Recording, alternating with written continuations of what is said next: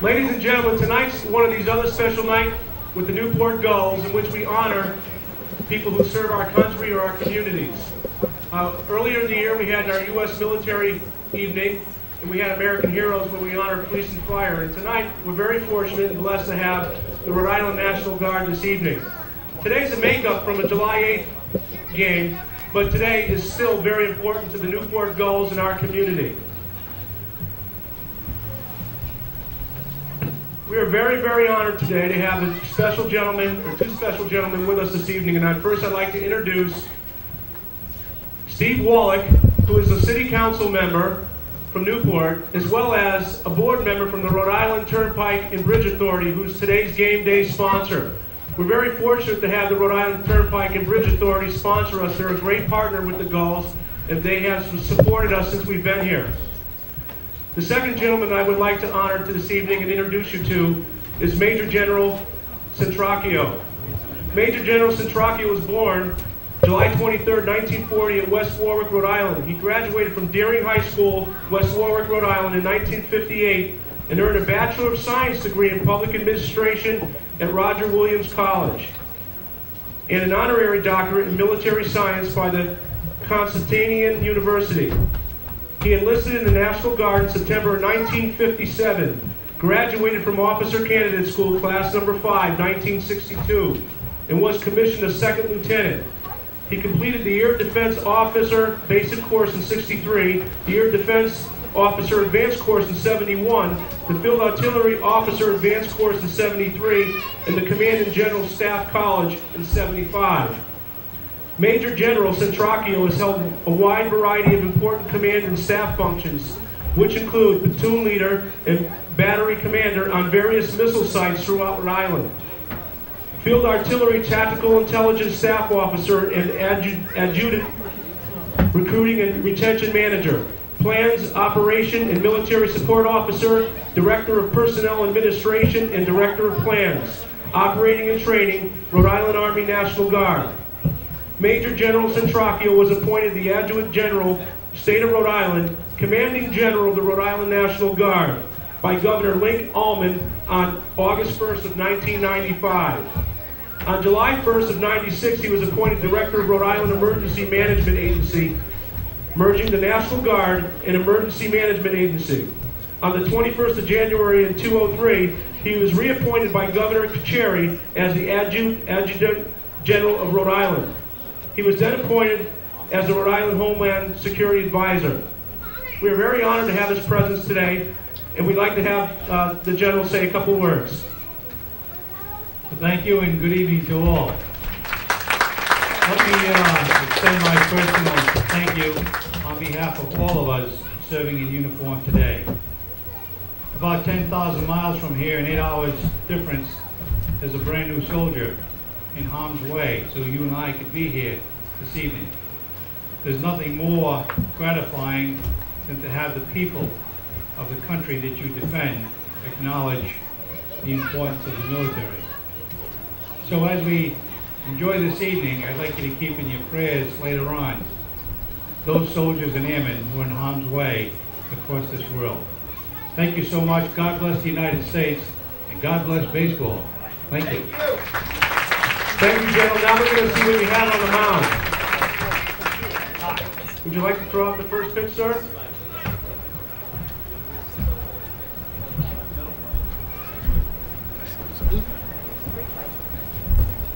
That's a strike.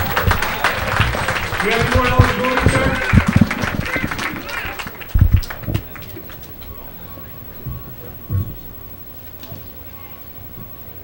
And now we're going to have our city council member throw out a first pitch, Steve Wallach.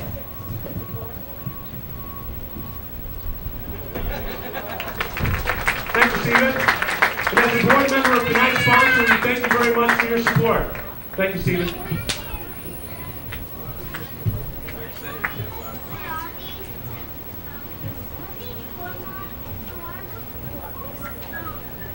And now I'd like you to just please pause for a second while we have the chaplain, Nogueras, give us our prayer. But prior to that, Prior to that, what I'd like to do first is have just please a moment of silence for all those people that General spoke about that are now in harm's way protecting our country.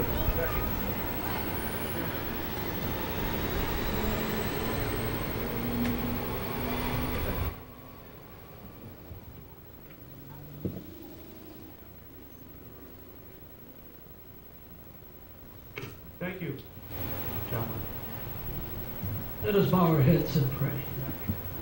Heavenly Father, Creator and Keeper of the universe, we come to you this evening with thanksgiving and praise, always asking for your guidance and strength in these times. Times of war, times of danger. We pray for all our soldiers, all the men and women in the military that are right now, as we're in this park, in harm's way. We ask for your safekeeping. We ask for your protection. And most of all, we ask that you bring them back home safely. We ask for those soldiers that are serving from the Rhode Island National Guard, members of the 43rd MP Brigade, 173rd Long Range Surveillance, 172nd Infantry Company, 243rd Regional Training Institute, 861st Engineer Company, 126th Aviation Battalion, 19th Special Forces Group, and the 143rd Airlift Wing. Keep them, protect them, and bring them back home.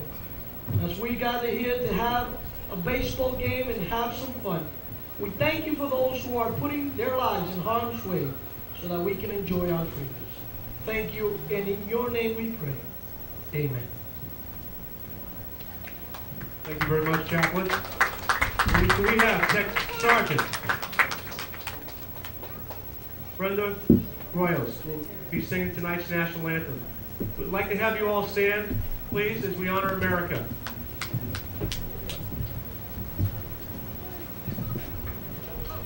Oh, say, can you see by the dawn's early light what so proudly we hailed at the twilight's last gleaming, whose broad stripes and bright stars through the perilous fight, all the ramparts we watched were so gallantly streaming, and the rockets red glare, the bombs bursting in air, gave proof through the night that our flag was still there.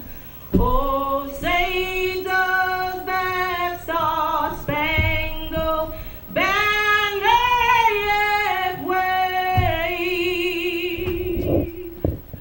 o'er the land and of the free, and the home of the brave.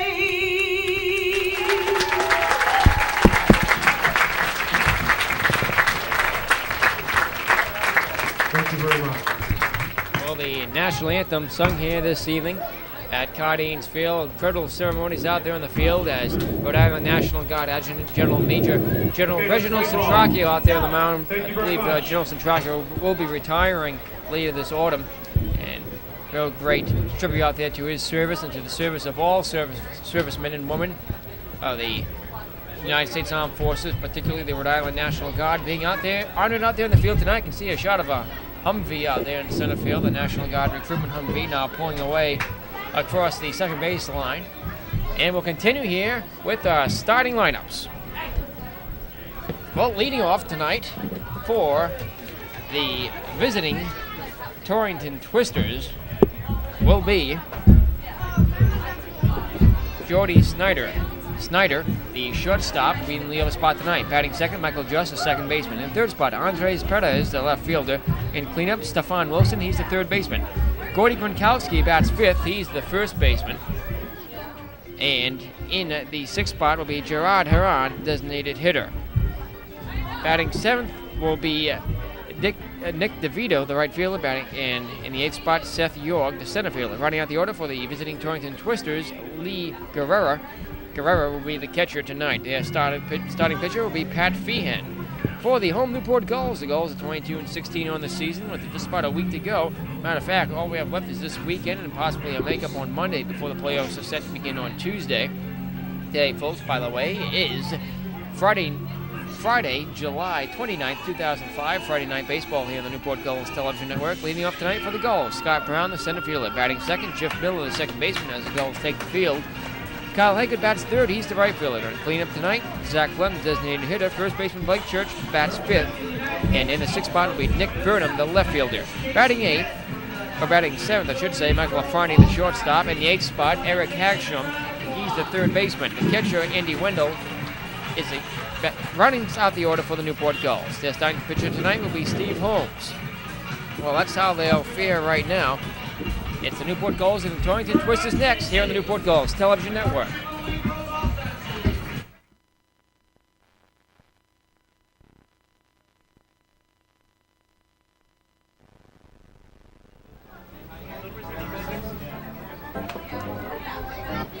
Back here now at Cardines Field in Newport. First pitch of the ball game is strike one to the leadoff batter, Jordy Snyder. Snyder batting .233 in the season, 8 runs batted in, 2 home runs.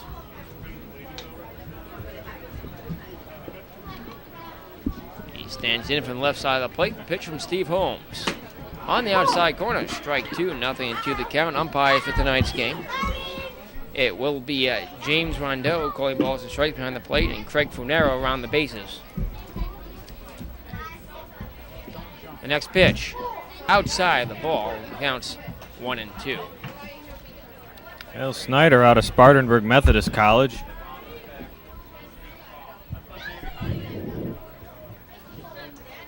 Next one, inside the ball, it counts even at 2-2.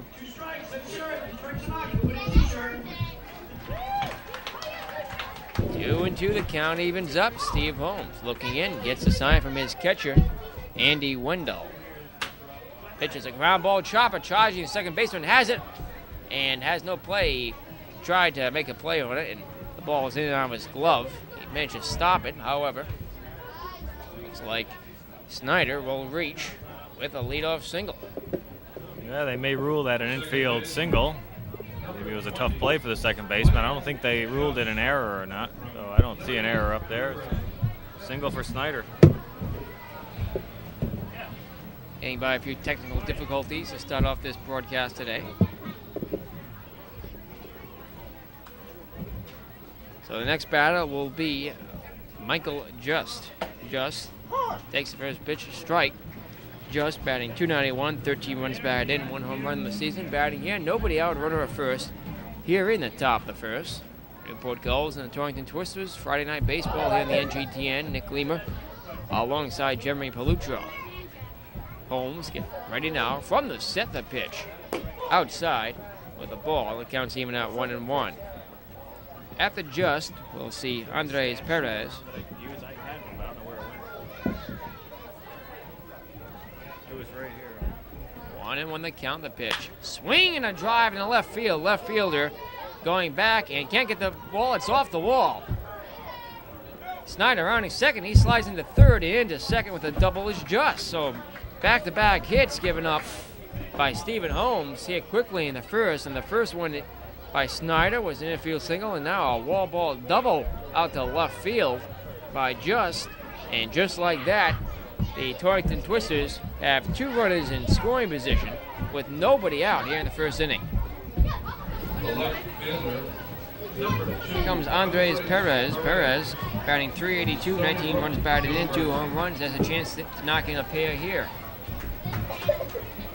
Well, Perez out of Stony Brook University. He having a tremendous season. High atop the league in batting, about .370 something.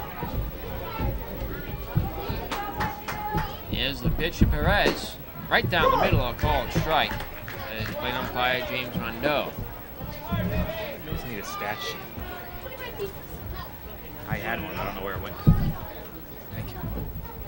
2 men on, nobody out here in the top of the first. Holmes with the pitch. Skips in the dirt. Away gets away from the catcher, Andy Wendell, but not too far. Well, Perez coming in at 382. He has 47 hits for the Twisters, 6 doubles, 3 triples, 2 home runs, and 19 runs batted in on the season. Well, if anyone's going to do in the lineup, it may very well be Perez here. Brief conference out on the mound. Defensively for the Gulls, Burnham in left, Brown in center, Hankard in right. In the infield, Hagstrom at third, Affronti at short, Miller at second, Church at first, Wendell behind the plate, Stephen Holmes on the mound. Sean McGill gets a night off as a catcher tonight. Holmes looking in, gets a sign from Wendell. Pitching to Perez is the 1-1. Swinging a ground ball chopper. Diving stop by Church. He flips the first for the out, and a run scores. And the Torrington Twisters lead it 1-0. Well, there'll be runners at the corners now with 1 out. That was a weak hit ground ball. Miller played it back on the outer infield. However, Blake Church came in and made a diving stop and tossed to the pitcher Holmes at first for the out. So a RBI sacrifice ground out for Perez. Knocks in his 20th of the season. Yeah, he's driving in runs for the Twisters like crazy this year. A lot of multi-RBI games, and there he has 1 already here tonight. Wilson to bat now, the pitch. Inside, almost hit him, ball 1. Wilson out of 313 coming into the season. He has 47 hits, 8 doubles, and 7 home runs among them for 37 RBIs. Runners at the corners, the 1-0. Swing and a miss, strike 1. Fold him on a ball way inside and up high. At third base is just, I said runners at the corners, really just a runner at third, the pitch. On the inside corner, strike 2, 1-2 the count to Wilson. So hopefully Steve Holmes will be settling down a little bit now. We don't want a big inning here. Torrington out to a 1-0 lead, not quite comfortable yet. They'd like to knock in a run right here. The 1-2, ball 2 outside, the count's even at 2-2. So just who doubled, stands in at third. Snyder's already come home in the inning. Holmes on the mound out of University of Rhode Island. He's a sophomore. Pitch, swinging a little looper, and it rolls foul just up the line. Not quite reaching third base. Holmes coming in with a 3.48 earned run average, a 2-win, 1-loss record, and 8 appearances. In 31.0 innings pitched, he has 23 hits allowed, 12 runs, all 12 are earned, 11 walks, struck out 43 batters for the Gulls. 2-2 the count. 1 out, runner at third, the pitch. Swinging a hot hit ground ball off the Holmes' glove. No runs will score. Throw to first in time. Holmes did a good job to knock down that ball. Right, come back and right to him. And there are 2 outs here in the first. Well, that play was perfect for the Gulls, and Holmes able to further his own cause as he knocked it down and too close to home plate for a just to go anywhere. The Twisters weren't able to score a second run there, so 2 outs now for Holmes and the Gulls here in the top of the first. Game just underway, no score. Or it's 1-0 score. 1-0. They're so quick, I feel like it hasn't happened yet. Top of the first is moving by quickly. Holmes works quickly off the mound. The pitch in there for a strike with a breaking ball. Our runner at third, 2 down now. 1 run home here in the inning for the Twisters here in the top of the first. The Gulls don't always allow a lot of base running in the first inning. A lot of kids are running around the stand. That's why you're hearing all that banging in your microphone, in the TV sets at home, folks. The pitch, swing and a miss. Strike 2. Fortunately, these bleachers aren't exactly the best. Gronkowski coming in at 317, the Twister first baseman. He has 45 hits on the season. 0-2 pitches, a called third strike, so Holmes gets his first strikeout. Here in the top of the first, the Torrington Twisters get 1 after half an inning. It's Torrington 1, the Gulls coming up here on the Newport Gulls Television Network.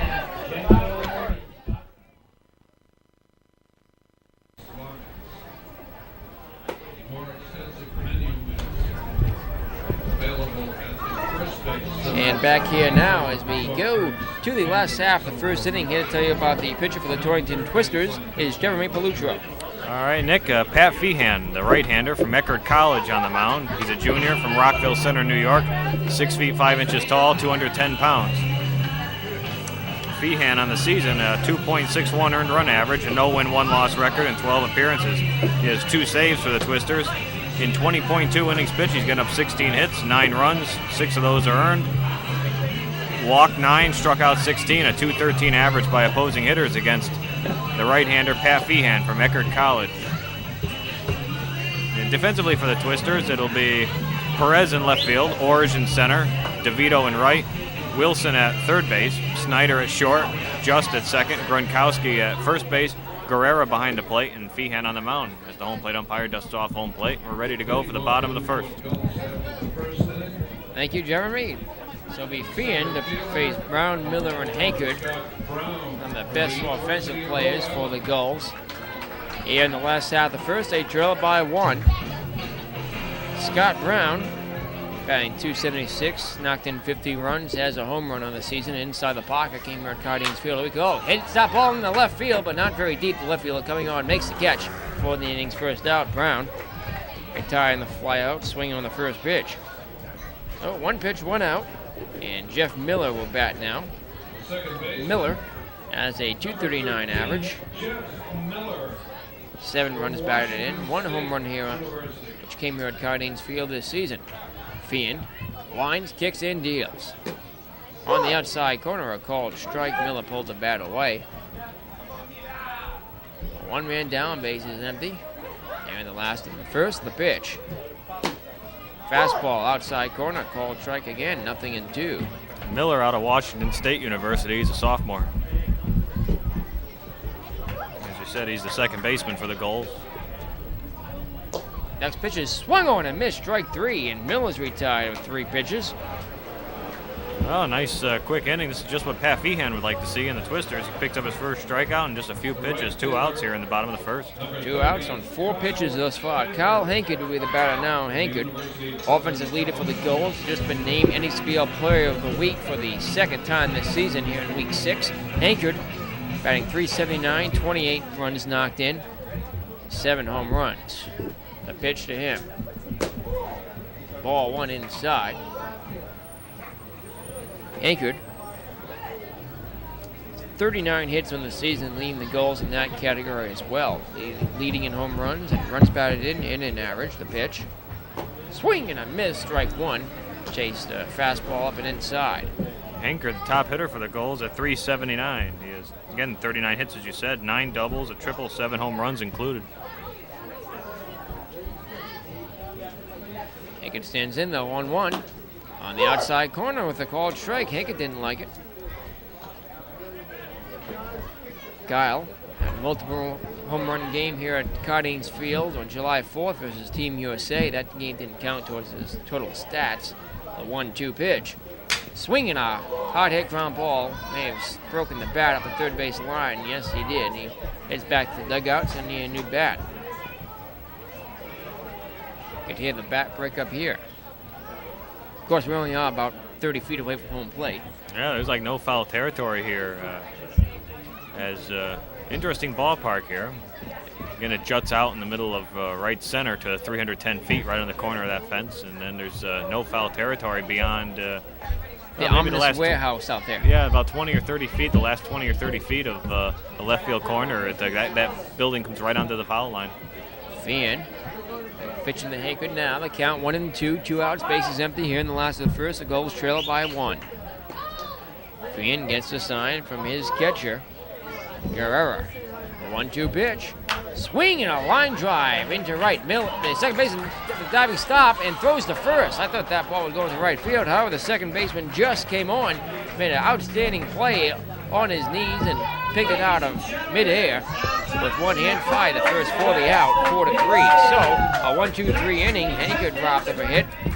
And after 1, the National Guard Humvee comes on the field here. We'll see what's going on here. We'll keep it right here to see what kind of activities are going to be happening here on National Guard Night at Cardines Field.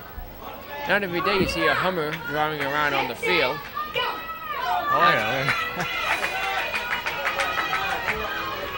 So as a Humvee drives out there, the kids will do the will run the bases. This is a regular tradition here in the middle of the first and second inning. Humphrey's out there. He's racing the kids. There's a few Gulls players who are in that Humphrey. And they're very close, rounding third. The kid in the green shirt, the blue shirt kid, a little bit tall, a little bit older, will cross and play first. That wasn't a fair race, I don't think.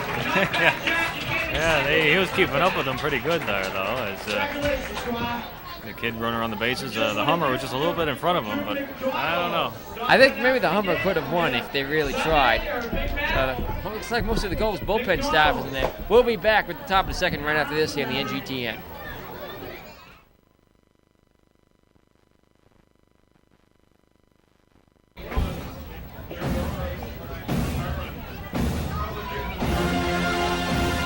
Back here now at Guardians Field as we go to the top of the second inning. It'll be Gordy Gronkowski, a returning twister.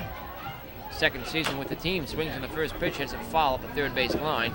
Gronkowski, first baseman for Torrington, batting .317. And it's not Gronkowski, I'm told, it's Gerard Haran. Gronkowski struck out looking. Oh, I see the problem.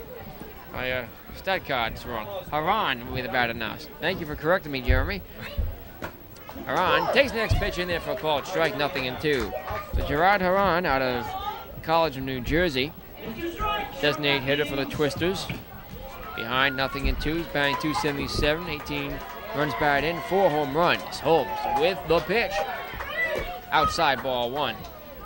Yeah, Heron pretty much a steady catcher at .277. He's 36 hits, 6 doubles included. He has 4 home runs for the Twisters. Next pitch, missing. Ball 2, the count's even at 2-2. Beautiful evening for a game here here in Newport.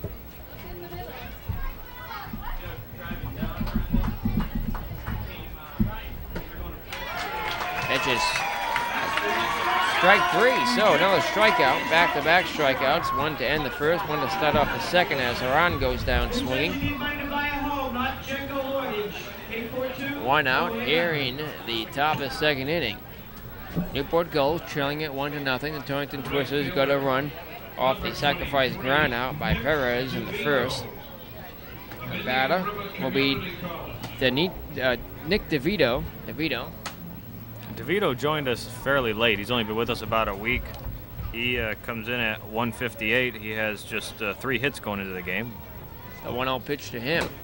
Strike called on the outside corner at the knees. Count's even up at 1-1. Outfield playing fairly deep. DeVito at the plate. The 1-1 pitch on the outside corner. Strike 2, 1-2 now the count to him. That Rhode Island National Guard night here at Guardians Field in Newport. 1-2.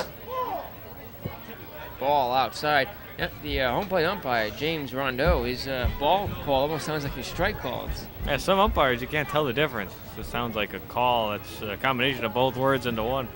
The 2-2 is swung on and missed, strike 3. Like he chased a splitter in the dirt. 3 straight strikeouts and 2 set down here by way of the K in the second. So the bases remain empty. Holmes picking up where he left off at the end of the first inning with Gronkowski. He's got 2 more now. The batter now will be Jorg. Seth Jorg. Actually, Orge. Orge. That's a difficult name. A lot of people don't get that one. Yeah, Seth Orge. I've caught him just about every single possible name here in the NGTN in the last 2 years. He sends the first pitch into center field, but not very deep. At the warning track, Steve Holmes makes the catch. The wind carried that ball out to center, and Scott Brown, I should say, out there, center fielder for the Gulls, makes the catch for the other, retires the side. So first pitch swing, DeVito gave that ball a ride. However, he retired on the putout. Well, after 1.5, the Torrington Twisters go 1-2-3 here in the top of the second. They continue to lead at 1-0 here on the Newport Gulls Television Network.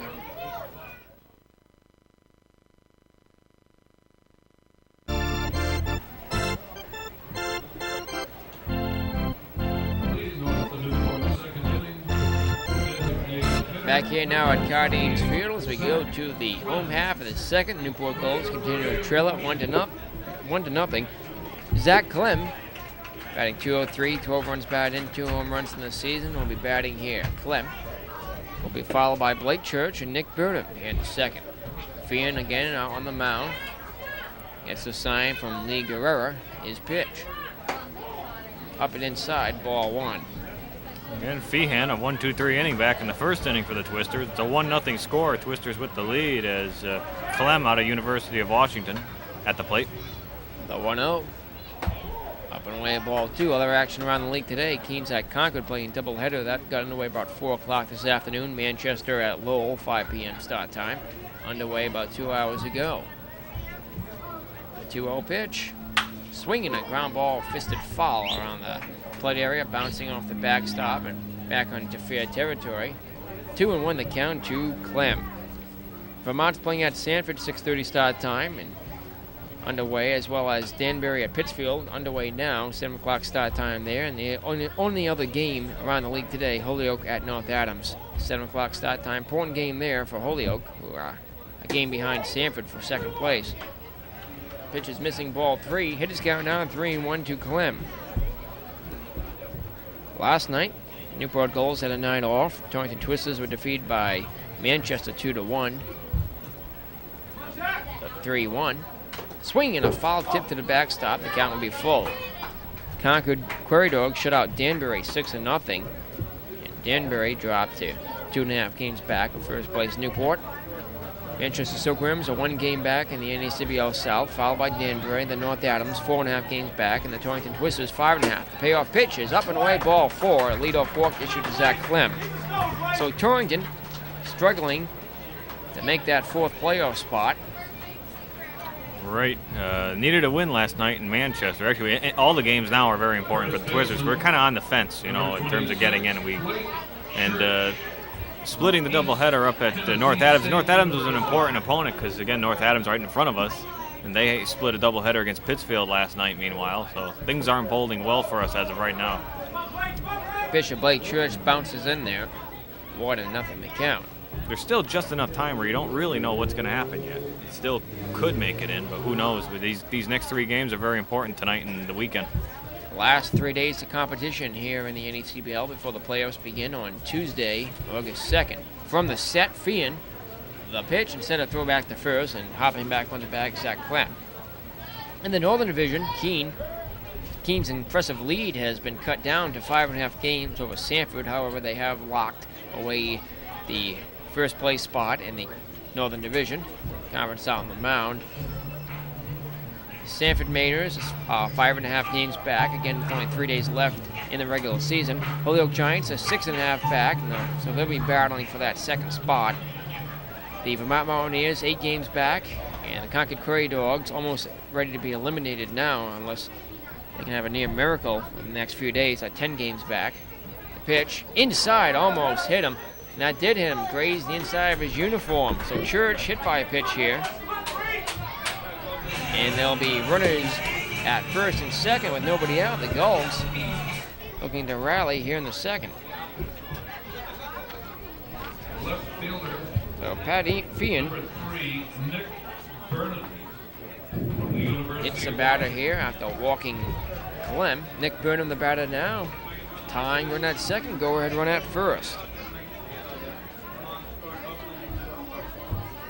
The pitch from Fian to the plate.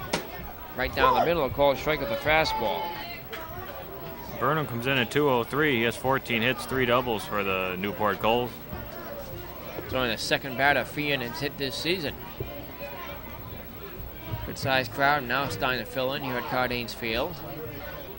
Time is called. Outfield takes a few steps back, infield in all around. National Guard Night, Rhode Island National Guard Night here tonight.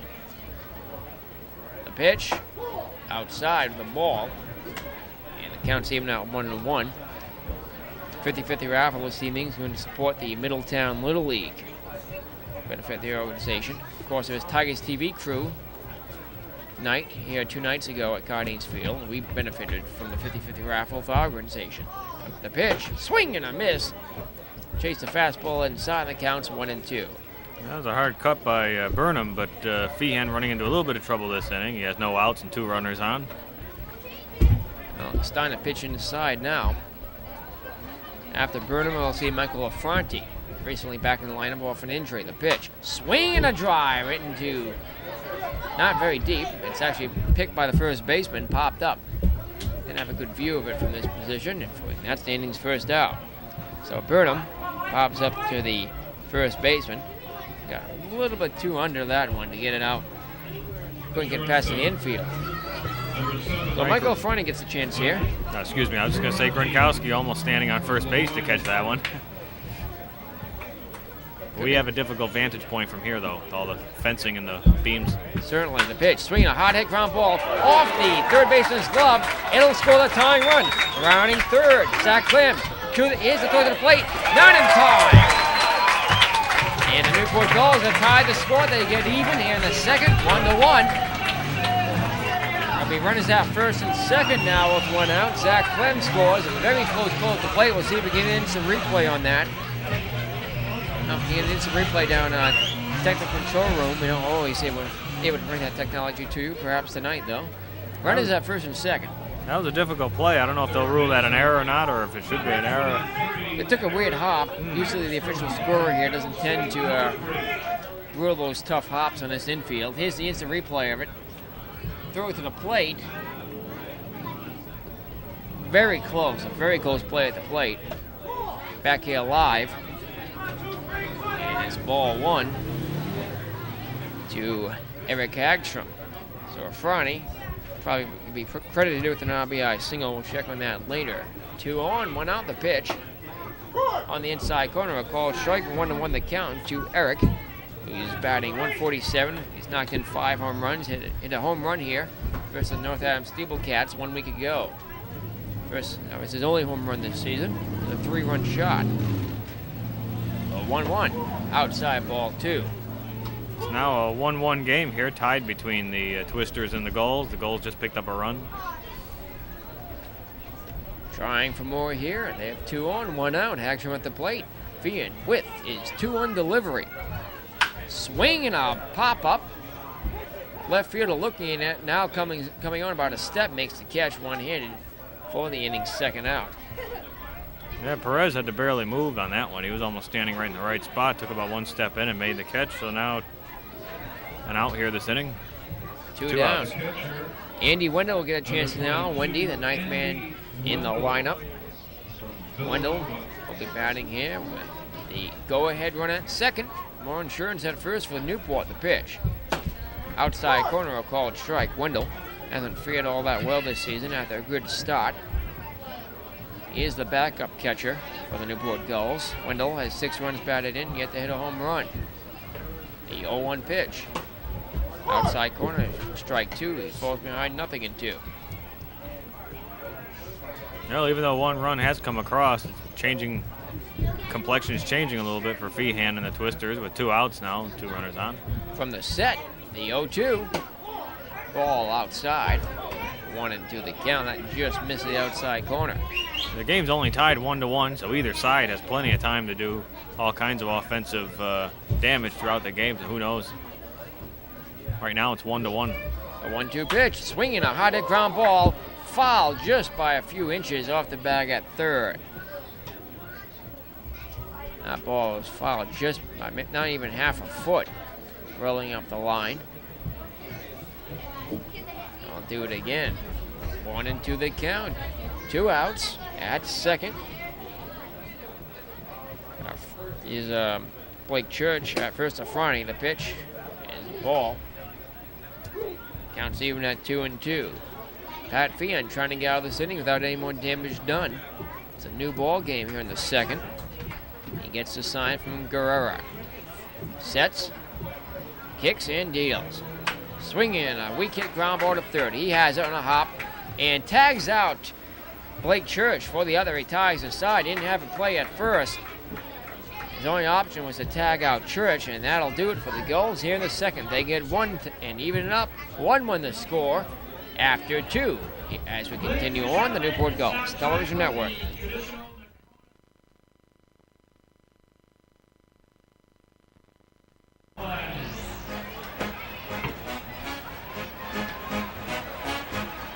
Back here now at Cardines Field, we go to the top of the third inning. The Newport Gulls have evened the score here, one apiece. Here with the play-by-play for the third and fourth innings is my colleague, Jeremy Pollutro. All right, thanks, Nick Lima, as we have a 1-1 game here between the Gulls and the Twisters. As we head to the top of the third inning, Stephen Holmes back on the mound for the Newport Gulls as Lee Guerrera, Jordy Snyder, and Michael Just do up for the Twisters here, starting with the number 9 hitter. See, Lee Guerrera just joined the Twisters recently. He's only been in a couple of games. He's from Marietta College. He's a junior from Wolcott, Connecticut. Guerrera, in just 2 games played, he's had 4 at-bats. He scored a run, has yet to get his first hit in the NECBL. He's a right-hand batter, digs in. And Stephen Holmes on the mound. Holmes sets, kicks, and delivers. The first pitch of the third inning is low and a little bit inside, ball 1 to Guerrera. Playing pretty deep are the outfielders, everybody pretty much straight away. And the 1-0 pitch is a high bouncer out near second base. Miller up with it on the high hop, throws down to first, a bit of a high throw, but he gets him. Out number 1, 2-pitch out for Holmes. Very good play there by Miller, who had leap a couple feet in the air to keep that one from going into right center. So with 1 out, back to the top of the order as Jordy Snyder steps in, the Twister shortstop. He's the leadoff hitter. He's 1 for 1. He's singled to right back in the first inning. And he came across to score the 1 run that the Twisters had on the ground out by Perez. He's a left-hand batter out of Spartanburg Methodist College. And Stephen Holmes on the mound. He's set to the letters, to the kick, the pitch. That pitch misses a little bit outside, ball 1.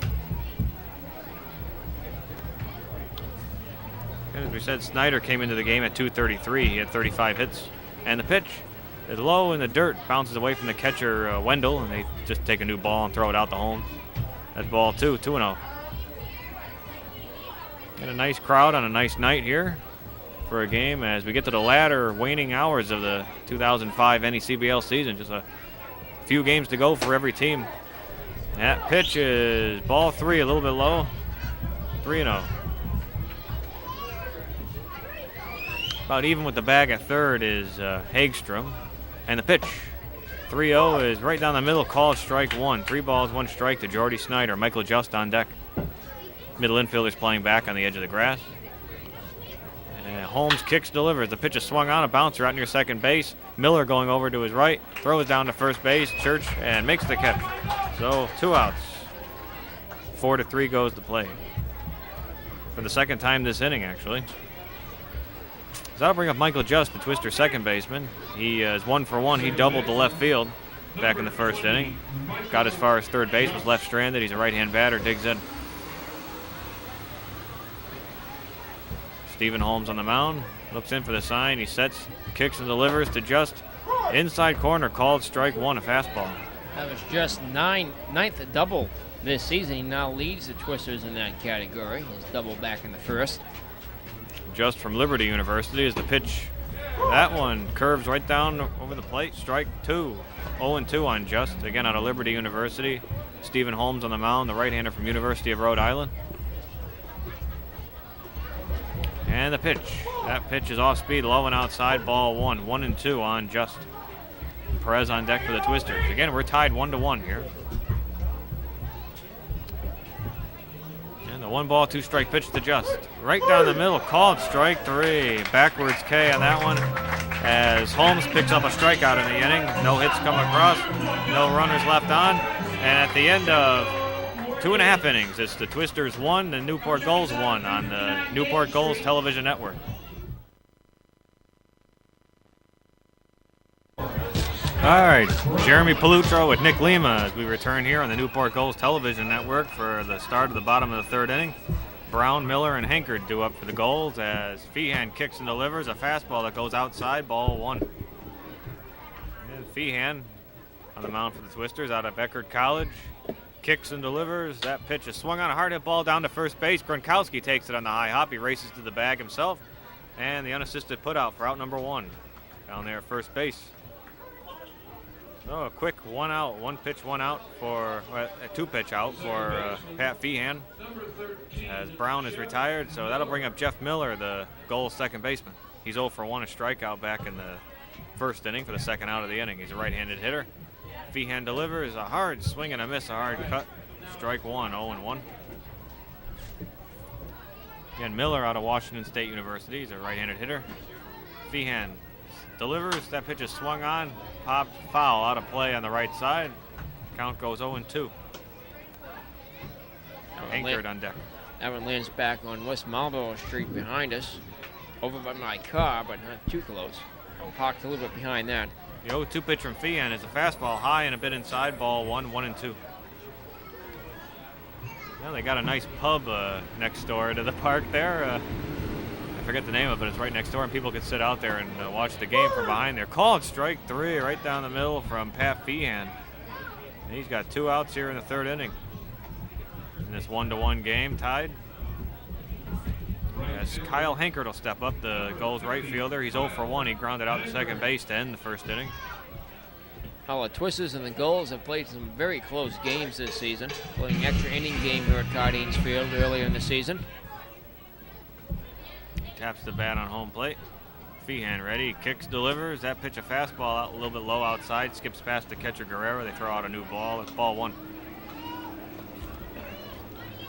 The Hankert out of USC. He's a sophomore. And the 1-0 pitch from Feehan misses outside. Still ball 2. That was closer to being on the outside corner, but still too far out. 2-0.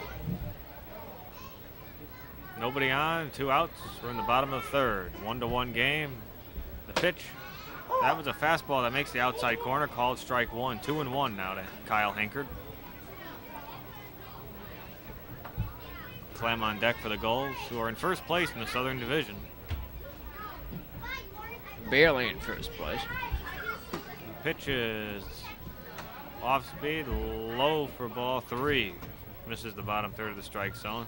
Right, it's been a difficult Southern Division, as you said, barely in first place. The Twisters are barely in the playoffs. We're still going to see what's going to happen with them. Feehan delivers, swung on, popped up, and straight back behind the grandstand. Count goes full now, 3-2 on Hankert. We've seen Newport, Manchester, Danbury, and North Adams have multiple day leads in the Southern Division throughout the season, and it's a very short season, and to have it be that much back and forth, whereas Keene has led Northern Division all the way. Payoff pitch. Did he go around? They go down to the umpire at first base, and they say he did, so that's ball 4. So a 2-out walk drawn by Kyle Hankert, so he goes down to first base. That'll bring up Zach Clem, the designated hitter for the Newport Gulls. He drew a walk back in the second inning, later came across to score on a single by Fronte. That was the 1 run of the game for the Gulls. Designated hitter. So 2 walks and a hit battle thus far in this game for Feehan.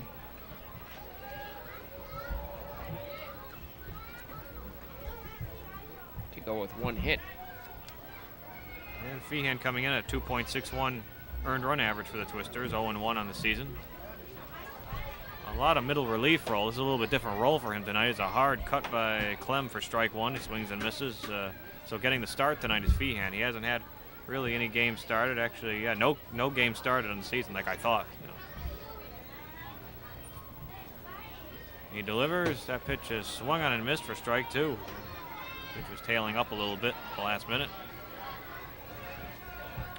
And Clem out of University of Washington. The right-hand batter. Feehan's ready again. And this pitch, that's high and a little bit inside, above his helmet. High, not that far inside. Ball 1, 1-2. See a couple of dangerous plays about 2 weeks ago here at Cardines Field, and Gulls batters being beaten right off the helmet. And the pitch swung on, popped up, foul behind the grandstand. Count holds 1-2. And Feehan, one of a couple of Twister players on Eckerd College. Center fielder Pat Borderi is also from Eckerd College. He's not in the game tonight. Infielders playing back. Outfield playing pretty much back as Feehan delivers. That pitch a fastball that tails up too high. Ball 2. Count evens up 2-2 on Clem, the designated hitter.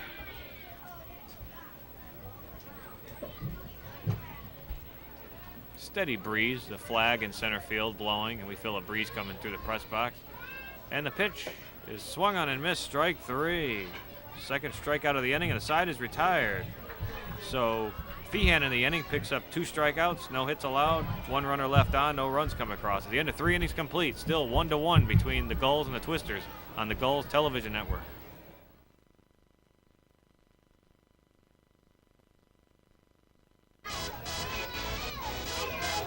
This copyright telecast presented by the authority of the Newport Gulls and the New England Collegiate Baseball League for the entertainment of our viewing audience under exclusive agreement with the Tigers TV crew and Newport Gulls television network and may not be reproduced or retransmitted in any form, and the accounts and descriptions of this game cannot be disseminated without the express written consent of the Newport Gulls Tigers TV crew and the Commissioner's Office of the New England Collegiate Baseball League. And once again, the play-by-play for the top of the 4th, Jeremy Pollutro. Perez, Wilson, and Gronkowski due up 3, 4, and 5 in the Twisters order here in the top of the 4th inning. Newport 1, Torrington 1 here. Stephen Holmes back on the mound as Perez digs in. Again, 11 extra base hits on the season for the Twisters by Perez. The pitch is a fastball taken a bit high for ball 1 to Perez, leading off here in the 4th. 4 strikeouts in the game so far for Stephen Holmes as he kicks and delivers. Swung on, popped up, foul, right side, and that'll go out of play. Way down in the right field corner. All right, so 1-1 to count on Perez. And Perez high in the league leaders. I think he still leads the league at 65 total bases, or is that? He's high up there with 65 total bases. That's strike 1 call, lower third of the strike zone. No, strike 2 actually. Ball 2. That's all right. Tough to see the scoreboard here through all that chain link fence. About 3 layers of fence we're looking through. There's strike 2. 2-2 now to count on Perez. I keep getting crossed up between the different angle of home plate and the scoreboard. So Holmes ready again. Looks in for the sign, sets at the letters.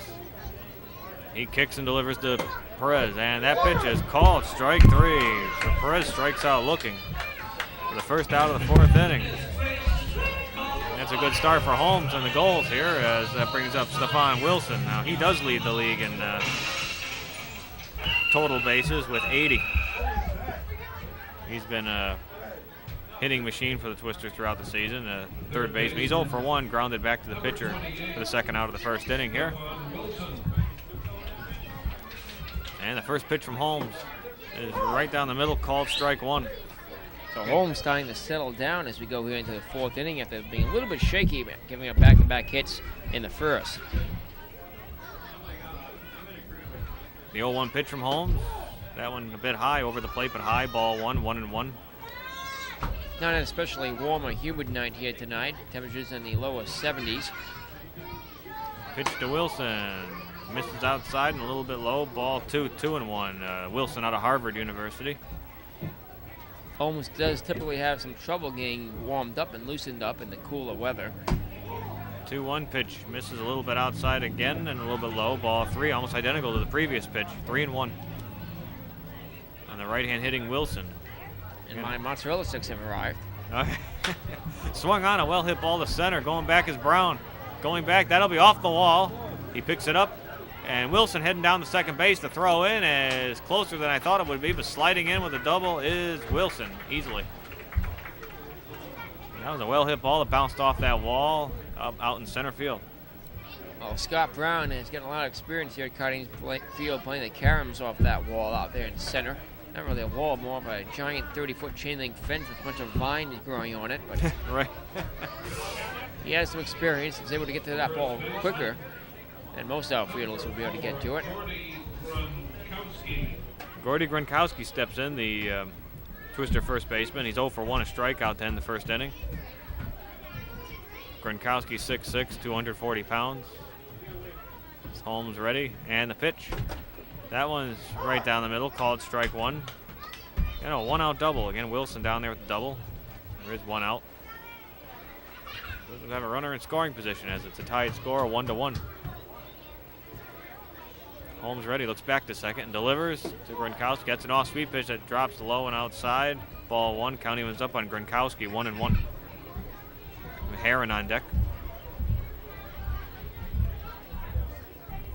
1 ball, 1 strike, 1 out.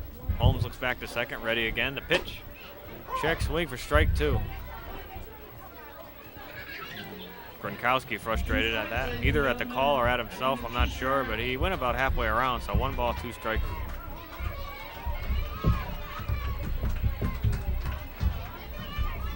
All right, time is called as Gronkowski steps out. See Gordy Gronkowski out of University of Jacksonville. He's a junior from Amherst, New York. And the pitch. That one misses the outside corner. Ball 2, 2-2.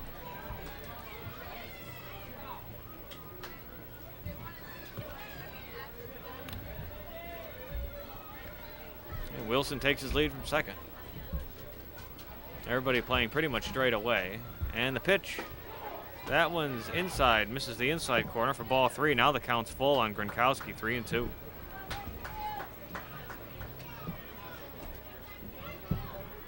Gronkowski, a right-handed hitter, holds the bat up up to his helmet, and it calls time and steps out again. And for the Torrington Twisters, well, keep forgetting we're on the Gulls television networks. Nobody really needs to know this, but for the Twisters, only 2 more games, 2 home games at Fusenage Park. On Saturday against Mill City, and then Sanford Mainers on Sunday. Any kind of information is always appreciated. I was saying the internet broadcast, I feel like I'm doing the internet broadcast. It swung on and fouled out of play beyond the right side, out of the play into the street, probably right outside the park. Count holds full on Gronkowski.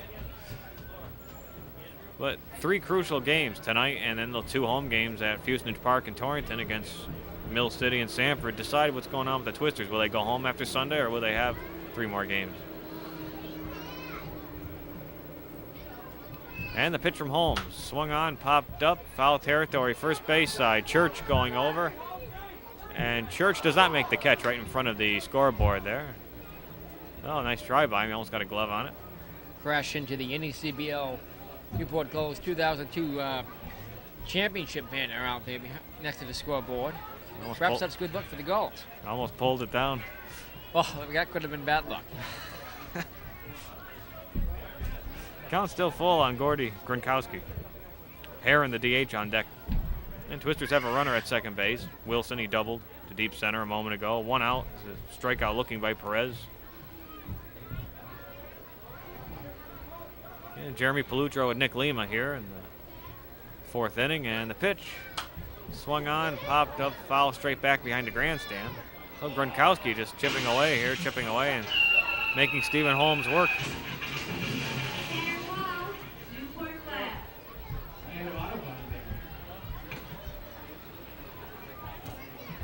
Got a good crowd here in Newport.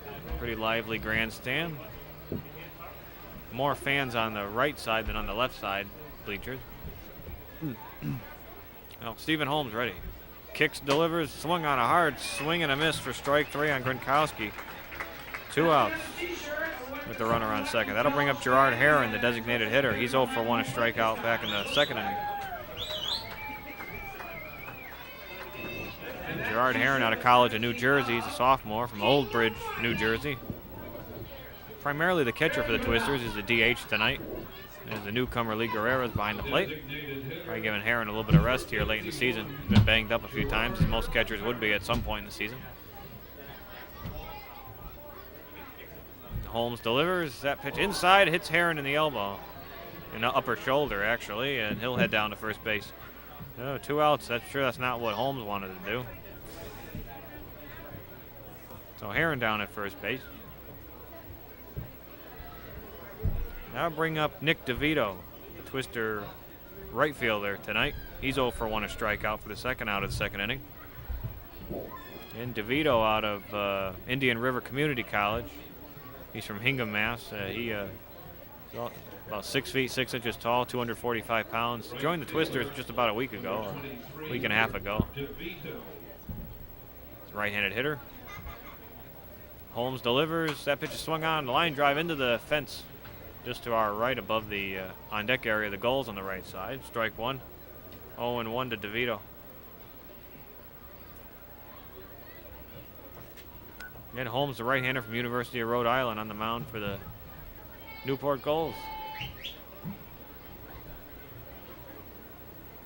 Runner on second takes his lead. Wilson, as Holmes looks in for the sign. Counts 0-1 to DeVito. And the pitch. That's, misses the outside corner. Ball 1, 1-1.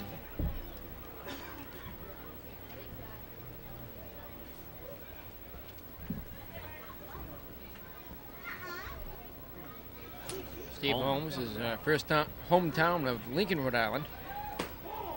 That pitch is inside. Ball 2, 2-1. Along with Sean McGill, he's one of only 2 Newport Gulls from the state of Rhode Island.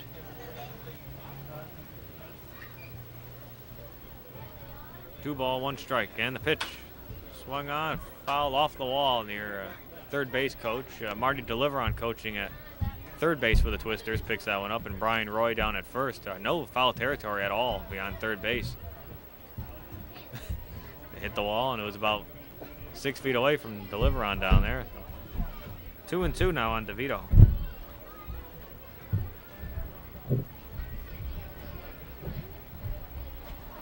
As the catcher, Wendell, goes out to the mound, halfway between the mound and home plate to have a talk with his pitcher, Holmes.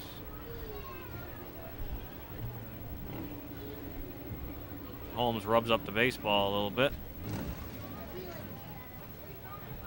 And there is 2 outs, but the Twisters have a runner in scoring position down there at second base, and Wilson, and now Heron down at first base. 2 strikeouts in the inning for Holmes. Got Perez to go looking, and then struck out Gronkowski swinging after that long at bat.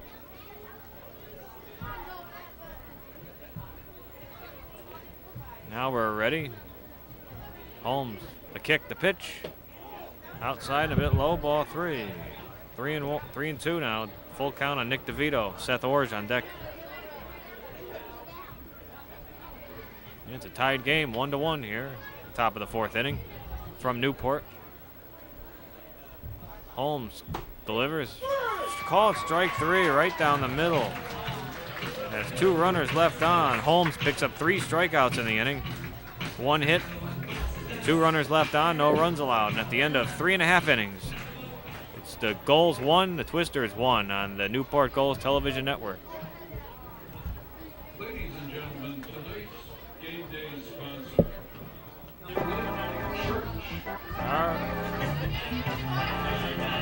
All right, back here in Newport, NECBL action. The Gulls, the visiting Torrington Twisters. 1-1 game as Pat Feehan back on the mound. Church, Burnham, and Affronti due up, and the first pitch to Church is outside corner, called strike 1. Blake Church was hit by the pitcher back in the 2nd inning.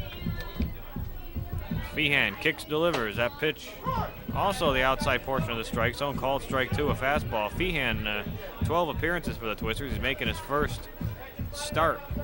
Not doing too shabby going into his 4th inning of work. Just 1 hit allowed, and that pitch is low for ball 1, 1-2, and 3 strikeouts in the game for Feehan.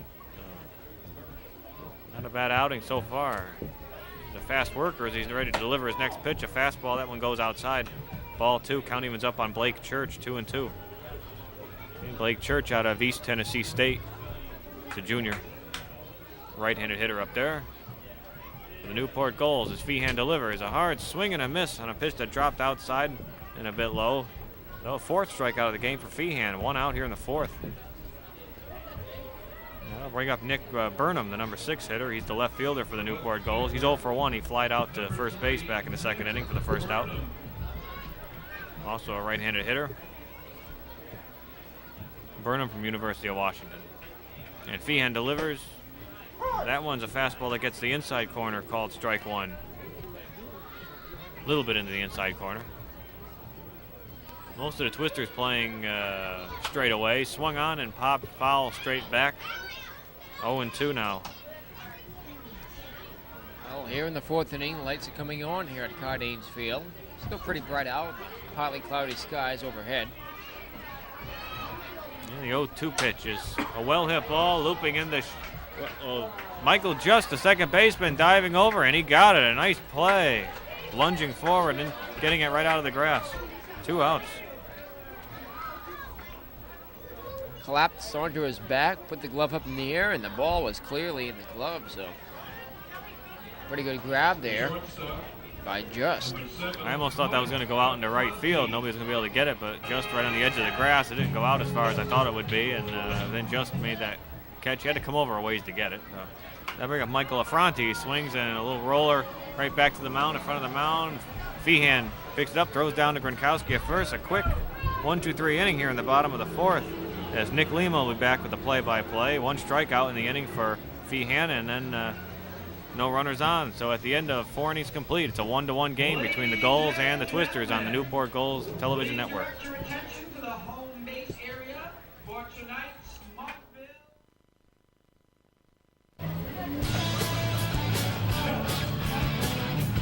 You just won the significant to Mudville Pub. Back here now at Cardines Field as we go to the top of the 5th inning. Let's pause and take 10 seconds for station identification here on the Newport Gulls television network. You're watching your flagship home of Newport Gulls baseball, Cox Cable NCTV 18, Portsmouth. Here in the top of the 5th inning, still notched out 1 apiece. The Torrington Twisters and Newport Gulls, Friday Night Baseball here on the NGTN. Leadoff batter will be Orge. Yeah, Just ignore the I completely. it's just like or and then with j on the end. Orge. Orge. Of course, his brother Eli Orge played for the Twisters last year along with Seth. And, Right. selected for Team USA, if I remember correctly. I could be wrong. I'm not sure. Eli. He was honored with some greater thing, I assume. I know he's been signed with somebody. He's gone into the. Oh, that's right. He was a second or third round draft pick. Right. That's what it was. So the battle will be Orge, Seth Orge, his cousin Eli, pitches inside ball 1. His cousin Eli was drafted, therefore not really eligible to play this year, being drafted so high in the Major League Baseball amateur draft. The pitch, swing and a drive to left, backpedaling Nick Burnham and makes, looking up, and it's off the wall. Here's a throw in, cut off by Affronti, and the second with a stand-up double is Seth Orge. That was a nice shot, but I almost thought it would be caught by the left fielder Burnham, but it hit that banner up there and fell in, so he got kind of a break at the same time, but still a well-hit ball. Looked like he was under it at first and then started to backpedal and then really started to fall back more and right up against the wall, unable to make the grab. Twisters manager Greg Hunt having a discussion with the home plate umpire. I don't think it's about anything really. It's a pretty heated argument. I wonder what it's about. At first it didn't seem like it, but now it does seem pretty heated argument as we get into it. It's getting a little more animated. No idea what this could be about. I mean, there weren't any real controversial calls on that play. It was a double, clearly. Yeah, I'm not really sure. Yeah, it was just a double to hit the banner, unless there's something totally different. But maybe there's something wrong with the banners. I'm not really sure. I don't really know what to tell you. But down at second base with a double is Seth Orge. He's pointing out towards center field now. Yeah, Hunt was pointing out. It almost looked like he wasn't pointing out toward left field. He was pointing out towards center a couple of times. Maybe it just looked like that to me from this point of view. Yeah, they're pointing out there somewhere. That's more toward left center. And that's not even close to where the ball was hit. No. Very strange conference right now between Craig Finero and James Rondeau, the Torrington manager. Well, tied at 1. The argument continues out there. I mean, it's still a very heated argument.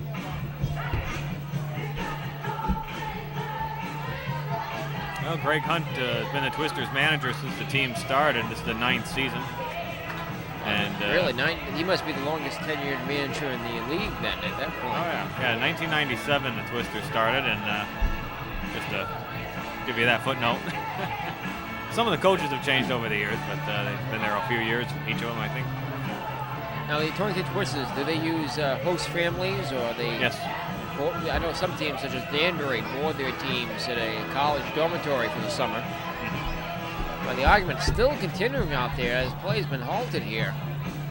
Really not sure what that's all about. The newest member of the Twitcher coaching staff this year was the pitching coach, Tom Speardo.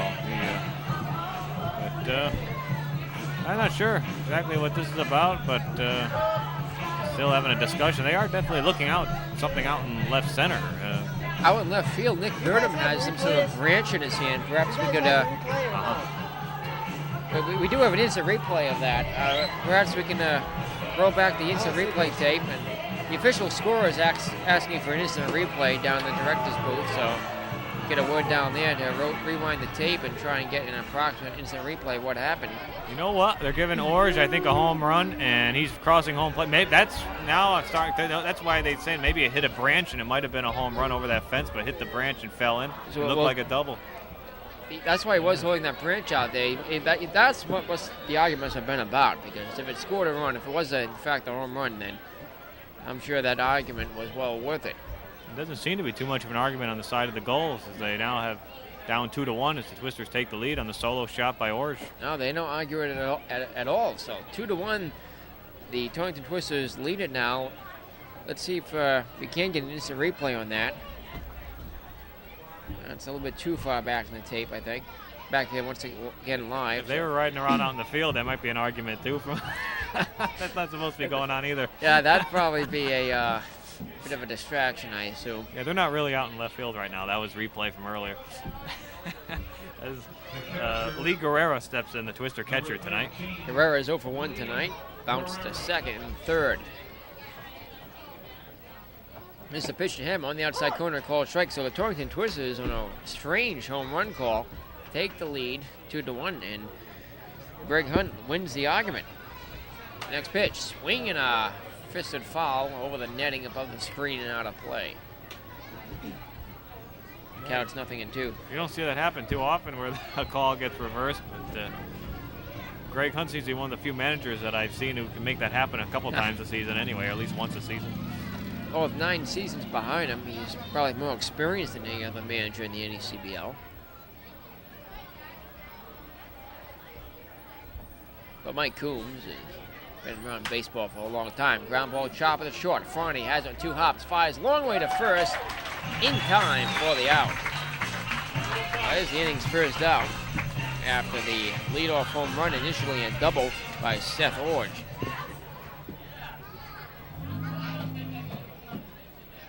So 1 man out, bases are empty. And we cycle around to the top of the order. And Jordy Snyder. Snyder, shortstop for the Twisters, batting .233, 8 runs batted in, 2 home runs on the season. That was Orge's first home run. To lead off things here in the 5th, the pitch is in there for a strike. After Snyder, we'll see just. Snyder on the night is 1 for 2, single in the first, scored the first run of the ball game. The 0-1 delivery from Steve Holmes on the outside with the ball, and the count's even at 1-1.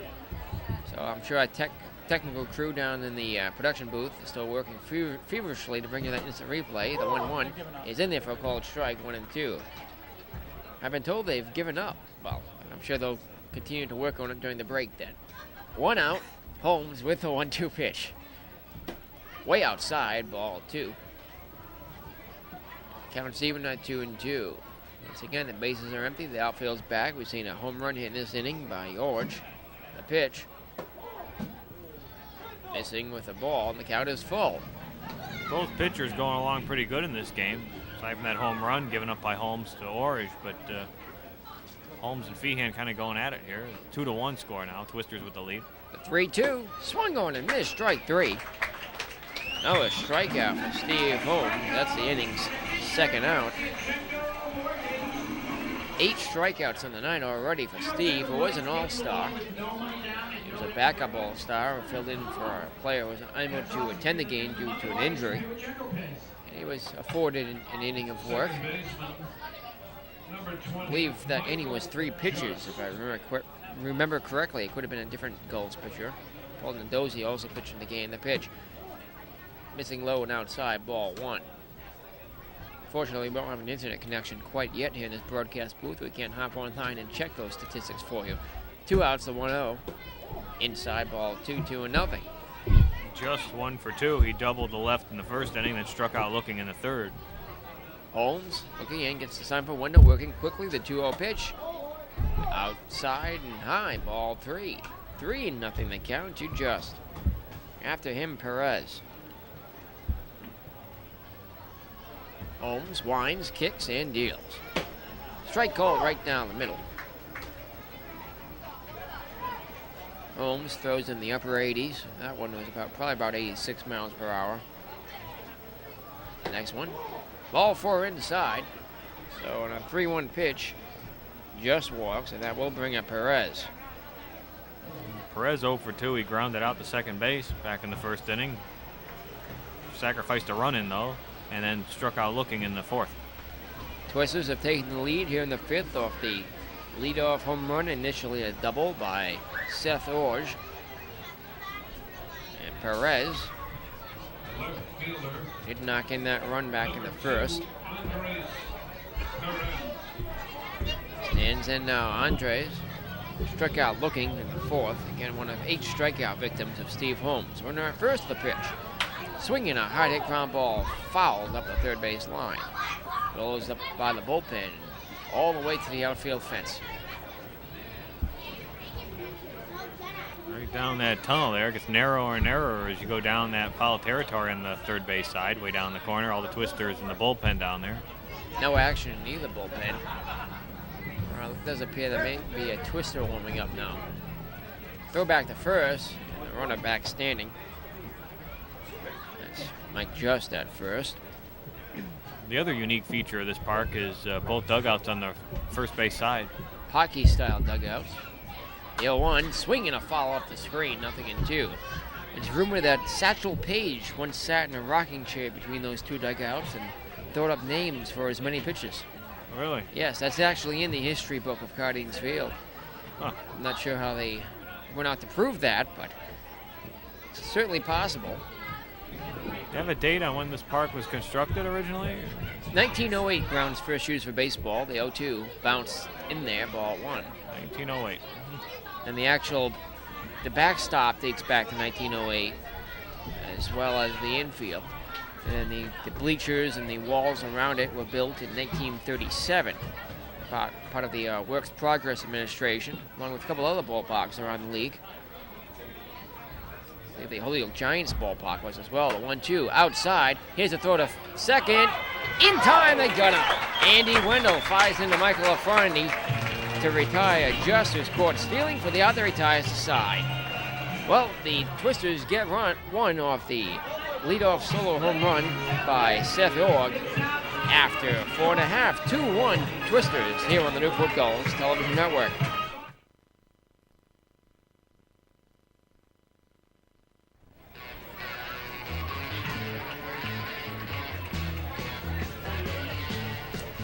And back here now, once again at Cardines Field, the Newport Gulls trail at 2-1, looking to get even again. Here in the 5th inning, the Gulls tie the score back in the 2nd. Eric Hackstrom, the batter, now takes the first pitch, ball 1. Hackstrom 0 for 1 tonight, popped up to center in the 2nd. For Hackstrom, Wendell, then the leadoff batter Brown due up here in the 5th. The pitch is outside, ball 2. Nick Lima alongside Jeremy Pollutro tonight here on the Newport Gulls Television Network. Jeremy of the Torrington Twisters organization, their regular internet play-by-play broadcaster, with an opportunity to join us this evening. The 2-0 is way outside, ball 3 from Pat Feehan. It's a pleasure to be on. Is this your first ever TV broadcast? Well, not really. I think last year up in, that was strike one call, 3-1. I did a game that was simulcast internet and TV, if that counts, at the same time up in Concord. Pitch is ball 4 inside. So he walked him on a 3-1 pitch. Now put the tying run at first with nobody out. Andy Wendell to be the batter now. So where was that game you said? Oh, up in Concord. With the Quarry Dogs? Yeah, they televise selected games. That one happened to be one of them, but the way they do it, it's the same feed for the internet broadcast as for their televised tape-delayed game that they would put on. Feehan with the pitch to Wendell. He squares for a bunt and puts it foul up the first base line. 0-1 the count. Nobody out. Runner at first. The Gulls trail it by 1 here in the last of the 5th. So do you know what organization was televising the game? Was it Cox Cable or...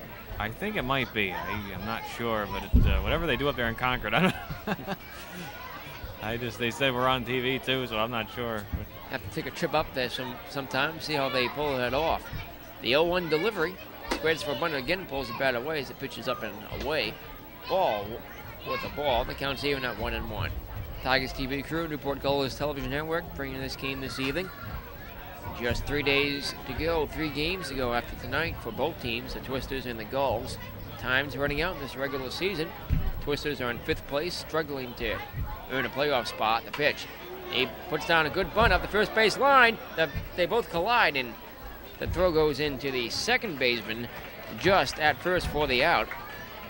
Almost a collision there between Fian and Gronkowski as they both try to go for the ball and nearly bumped heads.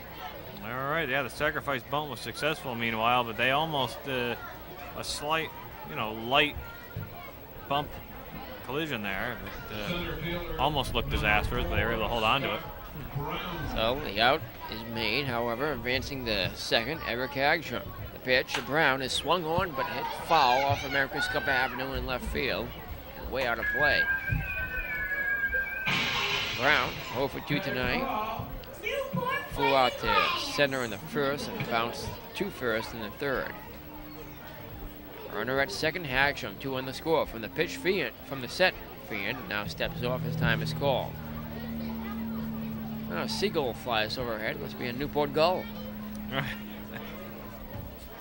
1 man out. The 0-1 pitch. Outside corner at the knees. Just clipped the corner for strike 2. Catcher. Guerrero out to talk with his pitcher just for a moment. Hey, Feehan really going along pretty good here. This is his first actual start of the season. Kind of a middle relief, long relief type of role for the Twisters in and out of the bullpen. Only allowed 1 run thus far here in the 5th. Nothing into the count to Brown. Runner at second, the pitch. Swinging a hard hit ground ball chopper up the middle, through for a base hit. It'll score the tying run. Rounding third, Hagstrom. Here's the throw to the plate. Too late. And the Newport Gulls get even again here in the 5th. Eric Hagstrom scores on the RBI single by Scott Brown. That ball is a chopper up the middle. Nobody could get to it. And we're notched to 2. Well, 2-2 now. Again, a real pitcher's duel really tonight. 2-2. Feehan gets a run, Holmes will get a run, vice versa. Gulls score for the first time since the second when they tied the game back then, 1-1. So after the leadoff homer in the top of the 5th by Jorge, the Gulls come back right away in the bottom half. Here's the pitch. It's inside, ball 1 to Jeff Miller, who's 0 for 2 tonight, the pair of strikeouts. So runner at first, Brown gets his 16th run batted in of the season. 1 man out. Tied at 2. Fian with the pitch. Swing and a drive into the backstop. He got under that one. That pitch was fouled back to the screen, I should have said. Again, this atrocious press box, if you can even call it that, more like a row of bleachers with a table on it, here behind home plate at Cardanes Field. Gets to us again. 1-1 the count, 1 man down here in the 5th. At first, Brown. Miller at the plate and throw back to first. Brown dives in. Did you have a preview monitor in that game that you did, the televised game? Not really for us. Their control people were there in the back of the press box. We weren't really looking at the monitors ourselves, though. What's the press box like up there in Concord? Anything? Yeah, just a real nice press box. Yeah, very good, spacious press box, and just like Sanford Mainers, they have a very good facility up there. It's probably one of the best parks in the league up there in Sanford. The 1-1 is fouled around the plate area, 1 and 2. I don't know if you've been to Holyoke recently. They have quite a press box up there. You could fit about half the stadium in there. Oh, yeah. Right. Yeah, that one's pretty long. Goes that whole length of the bleachers on the right side. We had the luxury of taping a televised game up there on Monday night. 1 out, instead of throw to first. Still awaiting the 1-2 pitch to the plate from Fian to Miller. The NGTN brought you that away game versus Holyoke. The Gulls lost that game 3-2. The pitch is fouled up, back, and out of play. 1 and 2 remains to count to Jeff Miller. Fian, the only pitcher used thus far tonight. It's his first start of the season. allowed 2 runs thus far and 4 1/3 innings of work. Runner at first, the 1-2. Swing and another pop up. The catcher, Guerrero, looks at it as it lands about 10 rows up on the bleachers, just off to our right and out of play. The Newport Fire Department is right across the street from us behind the grandstand here, as the grandstand's right on the corner of a street here in an intersection. We've seen them make some pretty good plays across the street there this season. Oh, yeah. On foul balls, popped over the street. 1 out. Once again, the 1-2 delivery. Runner goes. Ground ball chopper up the middle. Second baseman charging, has it, flies to first in time. Advancing to second is Brown. 2 down now. Runner in scoring position for Kyle Hankert. Hankert just named NECBL Player of the Week for the 2nd time this season. Last week, Hankert in 4 games had a .684 batting average. 8 runs scored, 13 hits, had 2 doubles, 4 home runs, 11 runs batted in. A slugging percentage of 1.421. Hankert stands in, the runner at second, 2 outs, the pitch. Inside corner, a called strike.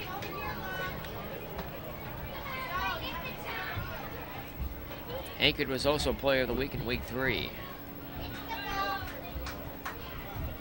Kyle, since joined the Gulls late in the season, and has had an outstanding second half. The pitch, low with the ball, and the count's even at 1-1 to Kyle. Nice sunset off towards the west as twilight's almost upon us. Just past 8 o'clock here at Cardanes Field. Some nice colors of purple up in the sky. Looks like it's starting to clear a little bit. Breeze picks up just a little bit. The next pitch. Swing and a drive, deep to left field. Way back! Way back! Home run, a 2-run homer for Kyle Hankert. Newport Gulls take the lead, 4-2.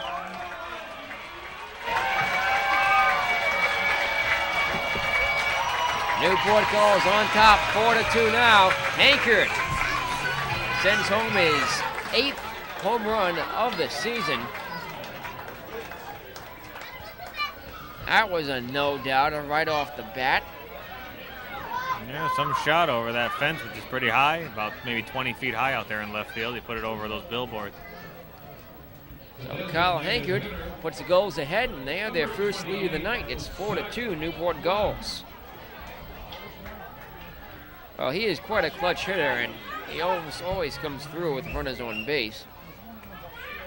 The 2 outs now, the pitch is outside. So much of the Newport Gulls scoring has been done this season with 2 outs on the board.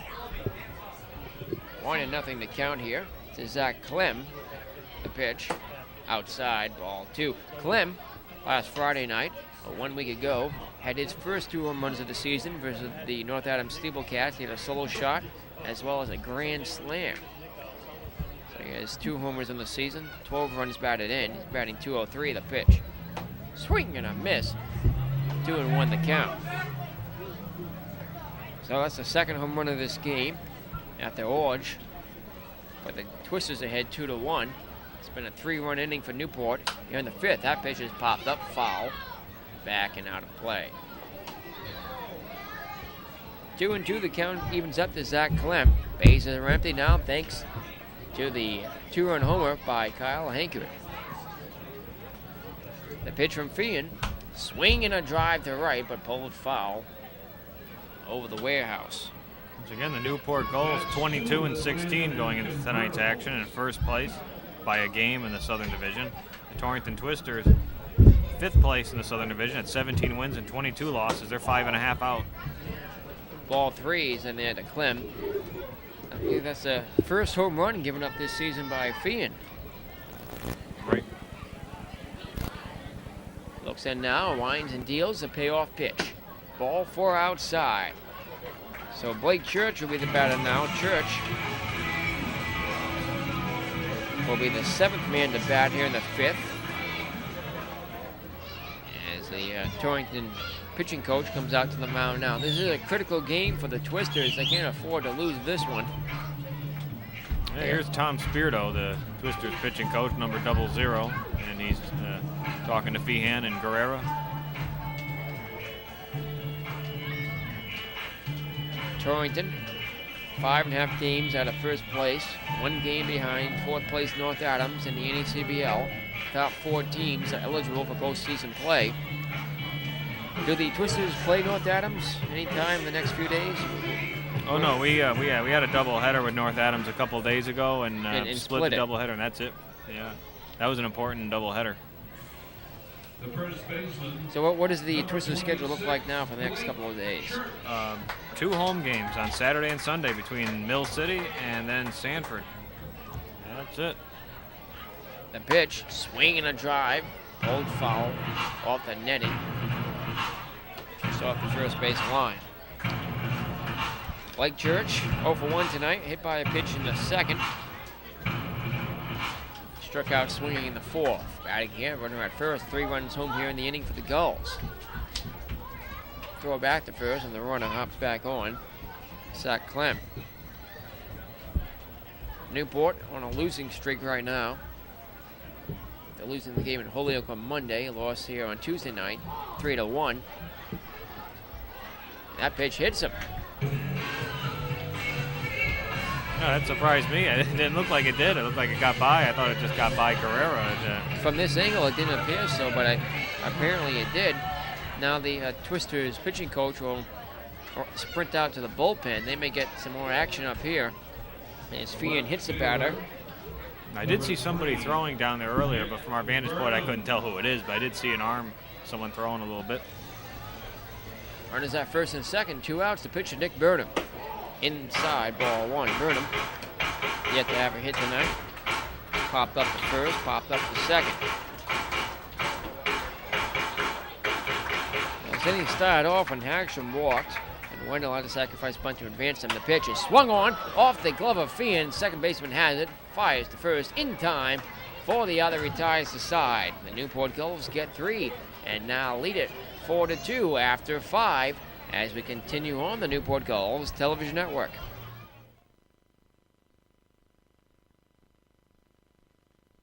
One and 50.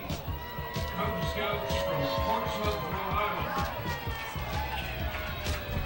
Hey Gulls fans, want to know more about the NECBL, the Newport Gulls, and Cardings Field? Check out www.necbl.com and www.newportgulls.com for the latest news, stats, and standings. For more information about the Newport Gulls here at Cardings Field, call 401-849-4982. That's 401-849-4982. As we go to the 6th, the Torrington Twisters will play catch-up now. They trail by 2, 4-2 the score. Leading off for them here will be Andres Perez. Perez knocked in a run on a sacrifice ground out in the first, struck out swinging in the fourth, was at the plate when just was caught stealing to end the top of the 5th inning. He'll be batting here yet again. It's the pitch from Holmes out for another inning of work. It's missing inside with a ball.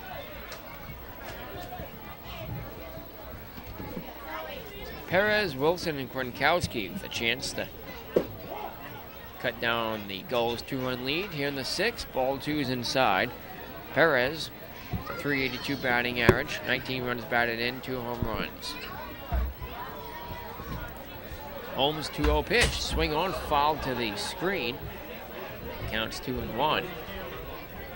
Scared a couple of fans that were hanging out by the fence down there, young fans. They now retreat from that position. 2-1 the count. At the plate, Perez, bases are empty here in the 6th. A pitch. Ball 3 outside. Uncharacteristic to not see Perez on base yet in a game here in the 6th inning. He does have an RBI still, regardless. Still drove in at least 1 run. Always an offensive power for the Twisters. The 3-1 is hit in the air, but foul up the right field line. And the count will be full. Well, he may have a chance here. Holmes Where are you, Newport class? has walked a batter tonight. He's hit a batter as well. Wipes his nose on his shirt sleeve. Looks in for the sign from Wendell. His payoff pitch to Perez. Swing and a drive into center field. Backpedaling, Scott Brown reaches up, makes the catch for the out, just by the flagpole out there on the 390-foot marker.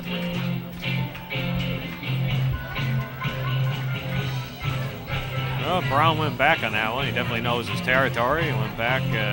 Wasn't as far as he thought it would be going off the bat. It looked like a really well-hit drive, but did carry pretty deep center field. And Brown gathered it in. Stefan Wilson on bat now. Wilson leads the Twisters with home runs with 7, as well as in runs batted in with 37. Wilson batting .313 on the season. Stefan Wilson. Does he prefer Stefan or Stefan?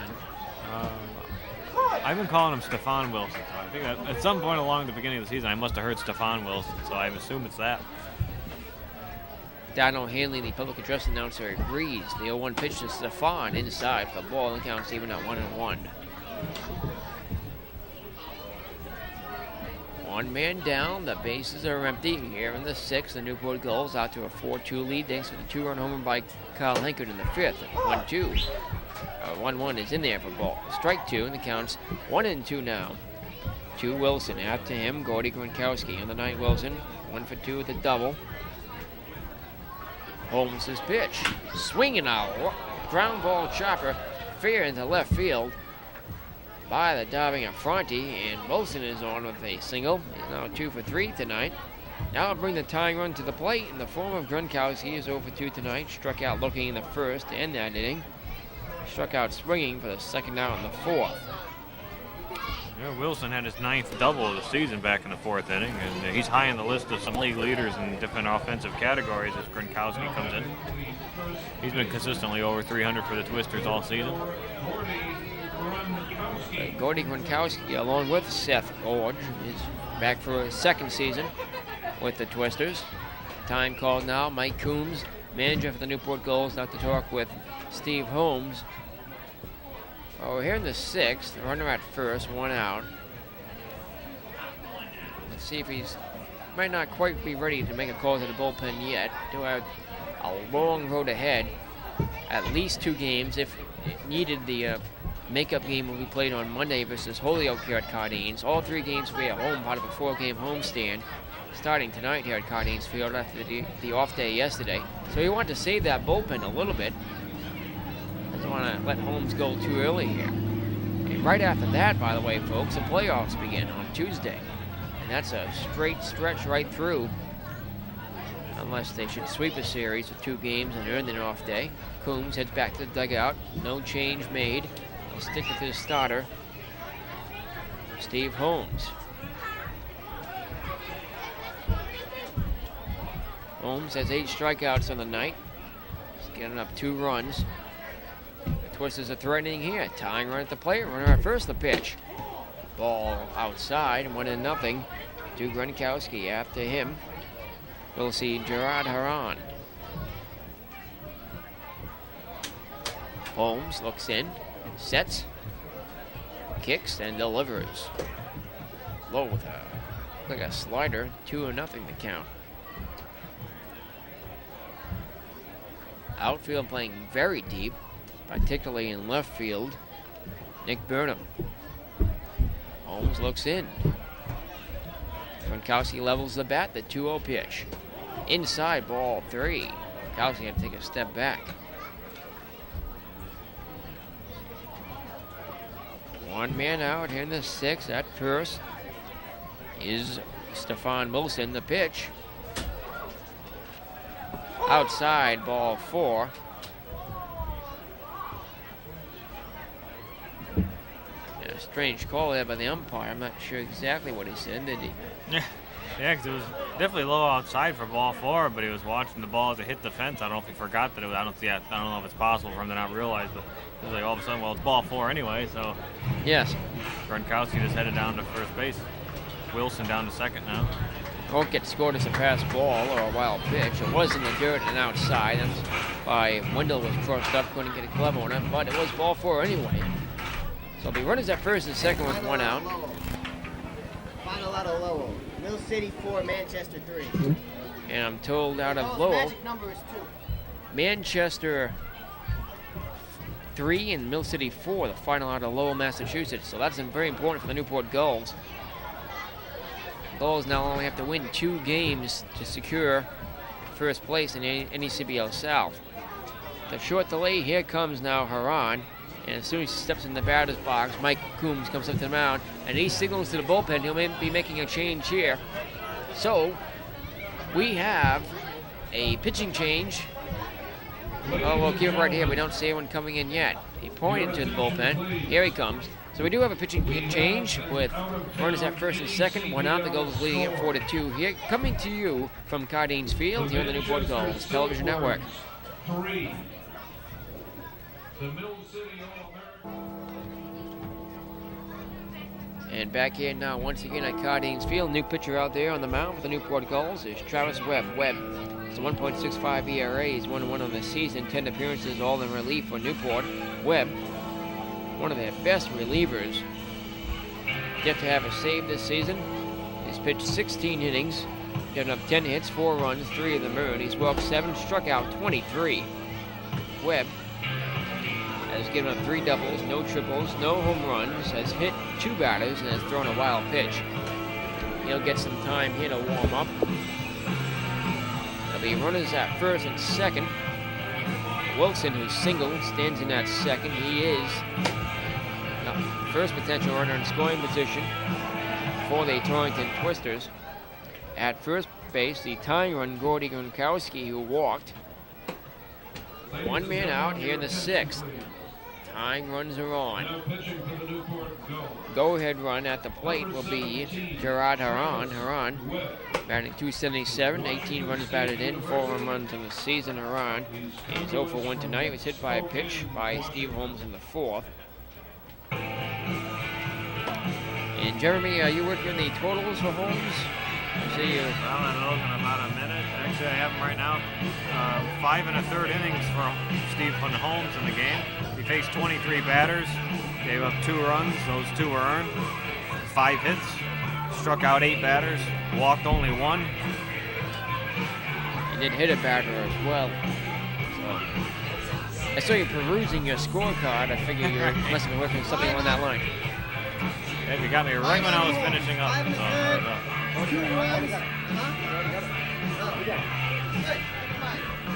The official scorer just came over and tried to tell us the line on Holmes. We already had it.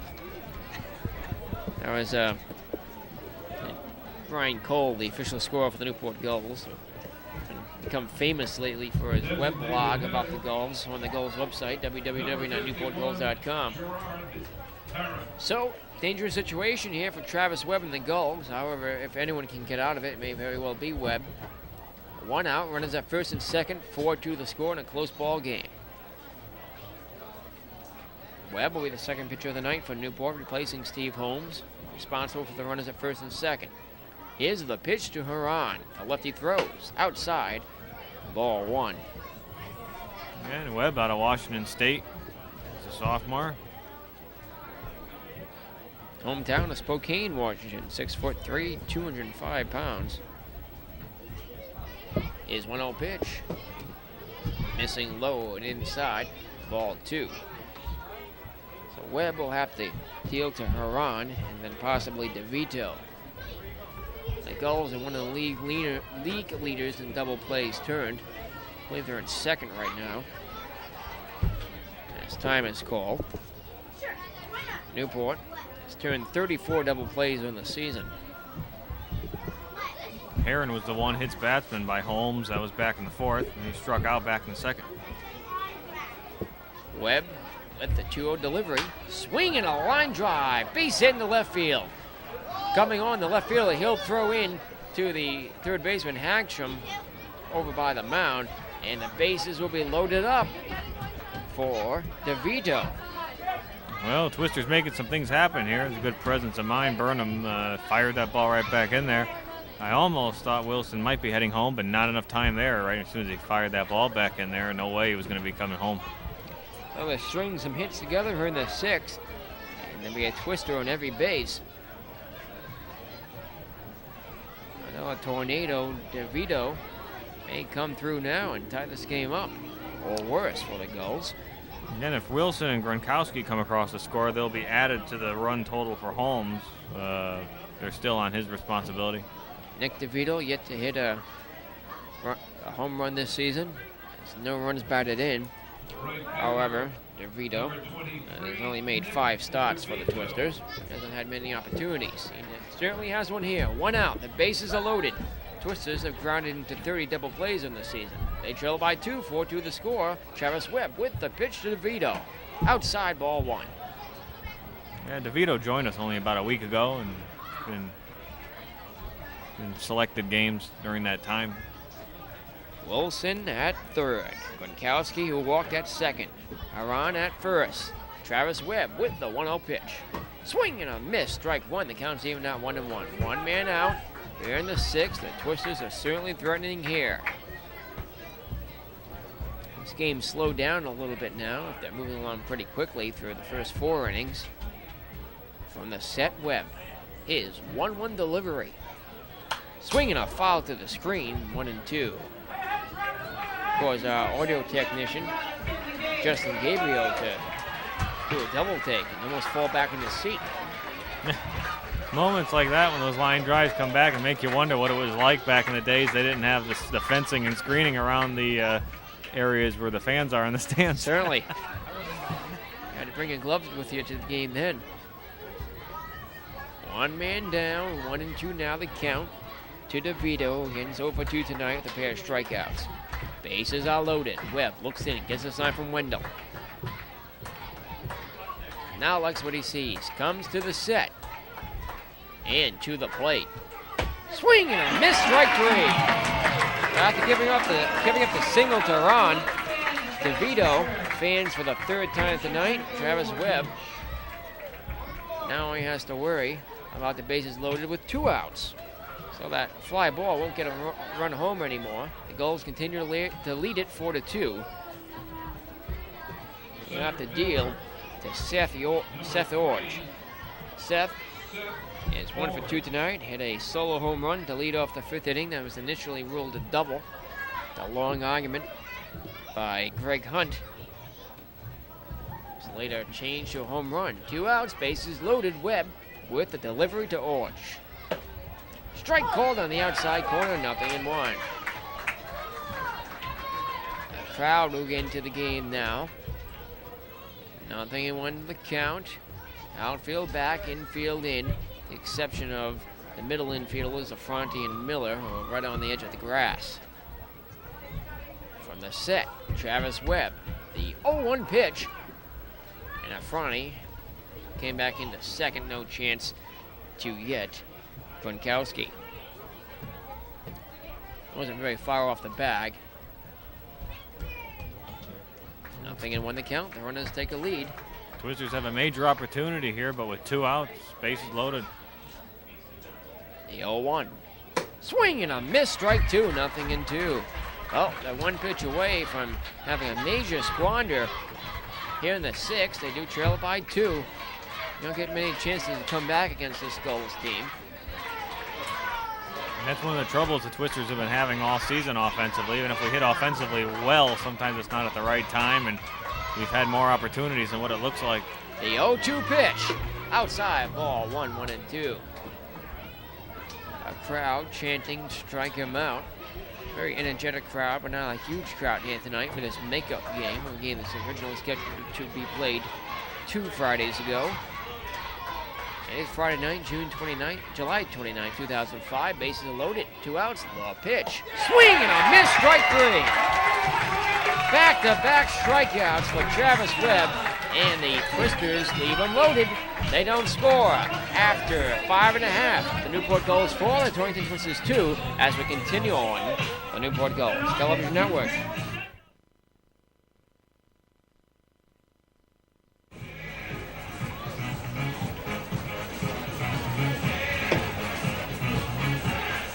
Well, back here now at Carnegie Field, it seems that our bumper music is coinciding with the bumper music here at the stadium anyway.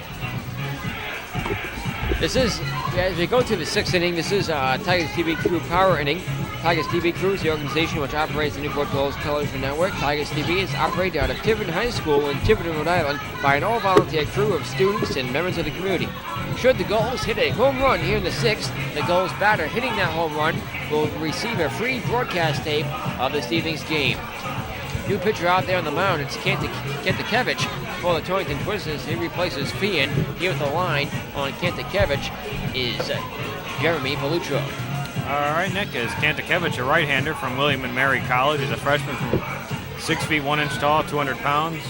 Kantakevich on the season, a 3.08 earned run average, a 2-2 record in 7 appearances, 6 games started. In 38 innings pitched, he got 29 hits, 13 runs, all 13 were earned. Walked 17, struck out 25, and a 2.07 average by opposing hitters against Patrick Kantakevich. So Kantakevich will face Affronti, Hagstrom, and Wendell. Bottom of the order due up for the Newport Gulls. Affronti's been shuffled around a lot since coming off the disabled list with a broken thumb. Affronti now towards the bottom of the order. Be batting here. Kantikevich's pitch. Outside, ball 1. So he's working out of the stretch, at least for the time being. Outfield playing Affronti deep. Michael has a home run in the season. Came at the Danbury Westerners ballpark out in Western Connecticut. From the stretch, the 1-0. Swing and a drive in the right field. The right fielder charging. Can't get it. It's in the wall. A fair ball. Affronti rounding first. On the way to second. The throw is not in time. He's in there with a stand-up lead-off double. So Affronti gets his second hit of the night. He had an RBI single in the second. And he grounded out in the fourth. He's now 2 for 3. And the Newport Gulls threatening yet again here in the sixth. That was a well-hit ball by Affronti. Went way down in that corner, hidden behind the old warehouse there. And third baseman, number 20. By park rules, any ball hit off the wall that warehouse is a foul ball. So it took us a moment to realize that ball landed fair. Had to judge the reaction from the crowd up the third base line. The batter will be Eric Hagstrom. Hagstrom walked back in the 5th inning, scored a run. The pitch outside, ball 1 to Eric. Part of a 3-run 5th inning for the Newport Gulls. When they took the lead for the first time tonight, they continue to lead it now, 4-2. Affronti at second, nobody out here in the 6th. And now here comes the catcher. Guerrera out to talk with Kantakevich.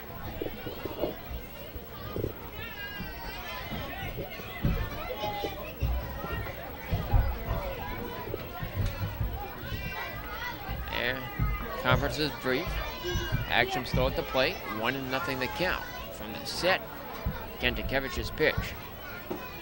Low with the ball, 2-0. Again, this Tigers TV crew power inning. Should the Newport Gulls hit a home run here in this inning, that batter hitting the home run will receive a free tape of tonight's broadcast. Runner at second, nobody out. The 2-0 pitch. Strike call outside. That was a give strike call from home plate umpire James Rondeau. Here's the line on Twister starter Pat Feehan. 5 innings pitched, 24 batters faced. He gave up 4 runs, all 4 were earned on 3 hits. He struck out 4, walked 4, and hit 2 batters. Overall, not a bad first start for Feehan, though. Swinging a line drive, base in the right field. Affronti rounding third and be held up there as the throw is quickly recovered out there in right by DeVito. And in at first with a single is Eric Hagstrom. I mean, most of Feehan's troubles were all in that 5th inning, and of course a 2-run home run will hurt. It's only a 4-2 game as it is right now with the Gulls with the lead, but just 3 hits actually allowed in the game. He was pretty good in his first start, just a couple of long balls given up there, including the Cal Hankett home run. Line drive base hits for the other runs. But beyond that, he was pretty good. Kantakevich in trouble here. Runners at the corners. Nobody out. The pitch. In there for a called strike to Andy Wendell. Wendell has yet to reach tonight. He has sacrificed bunter and advanced the runner in the 5th. Grind out with Philip Stroyce end of 2nd. Affronti at 3rd. Hagstrom at 1st. The pitch. Inside, ball 1. Count evens up at 1-1 to Andy Wendell. In for Sean McGill this evening. He's being rested tonight. McGill has had some back problems intermittently this season. Throw back to first. No chance to get Hagstrom. Kantakevich inherited this game at the start of the 6th inning. The pitch, swinging a foul tip off the catcher's equipment around the plate area. Yeah, it's a really work out of jam now. Franny has some speed and some really good base running skills. Stands in the 3rd. However, he was picked off as the tying run in the game versus Holyoke on Monday night. In the 9th inning of that game, for the inning's 2nd out, that really hurt the Gulls' momentum in that game, and that loss. That loss snapped the long winning streak. Newport Gulls haven't won since then. They've had an off day. I stand corrected, they did win last night. Or rather, 2 nights ago in Pittsfield. That snapped the losing streak. The pitch, low, ball 3. I believe they defeated the Pittsfield Dukes 8-1. I could be wrong in that score, though. Yesterday they had the off day, so that game did snap the losing streak. So they're on a winning streak now, trying to keep it alive. The pitch, ball 4. He walked him. That pitch almost looked right down the middle. Must have been a little bit too low. It was right over the plate, but a little too low. Perhaps a little. We haven't seen a real definitive strike zone tonight from James Rondeau. So the bases will be loaded up for Scott Brown. And RBI single on the 5th. He's 1 for 3 tonight. Bases are loaded. The pitch. Swinging a drive, but pulled foul up the left field line. 0-1. Brown falls behind. At 3rd, a Fronte who doubled. At 2nd, Hacksham who singled. Wendell has just walked, stands in at 1st. A goal on every base here in the 6th. The Newport Gulls continue to lead at 4-2. Looking for more here. Nobody out. The 0-1 pitch to Scott Brown. Swinging a little fly ball in the center field. Center field coming on, makes the catch. Jafrani's tagging, and he will score. The Newport Gulls lead it 5-2.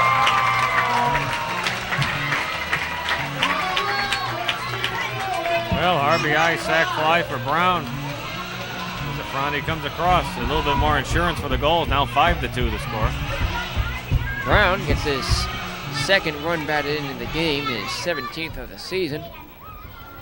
5-2, Newport Gulls still runners at 1st and 2nd, now with 1 out for Jeff Miller. Miller's over 3 tonight. A pair of strikeouts and bounced to 2nd back in the 5th. The pitch from Kantakevich. Swung on a miss, strike 1. Kantakevich, I should say. It's taken me a few games to get his pronunciation down. I know how to spell the name off the top of my head, though. In case you're wondering at home, folks.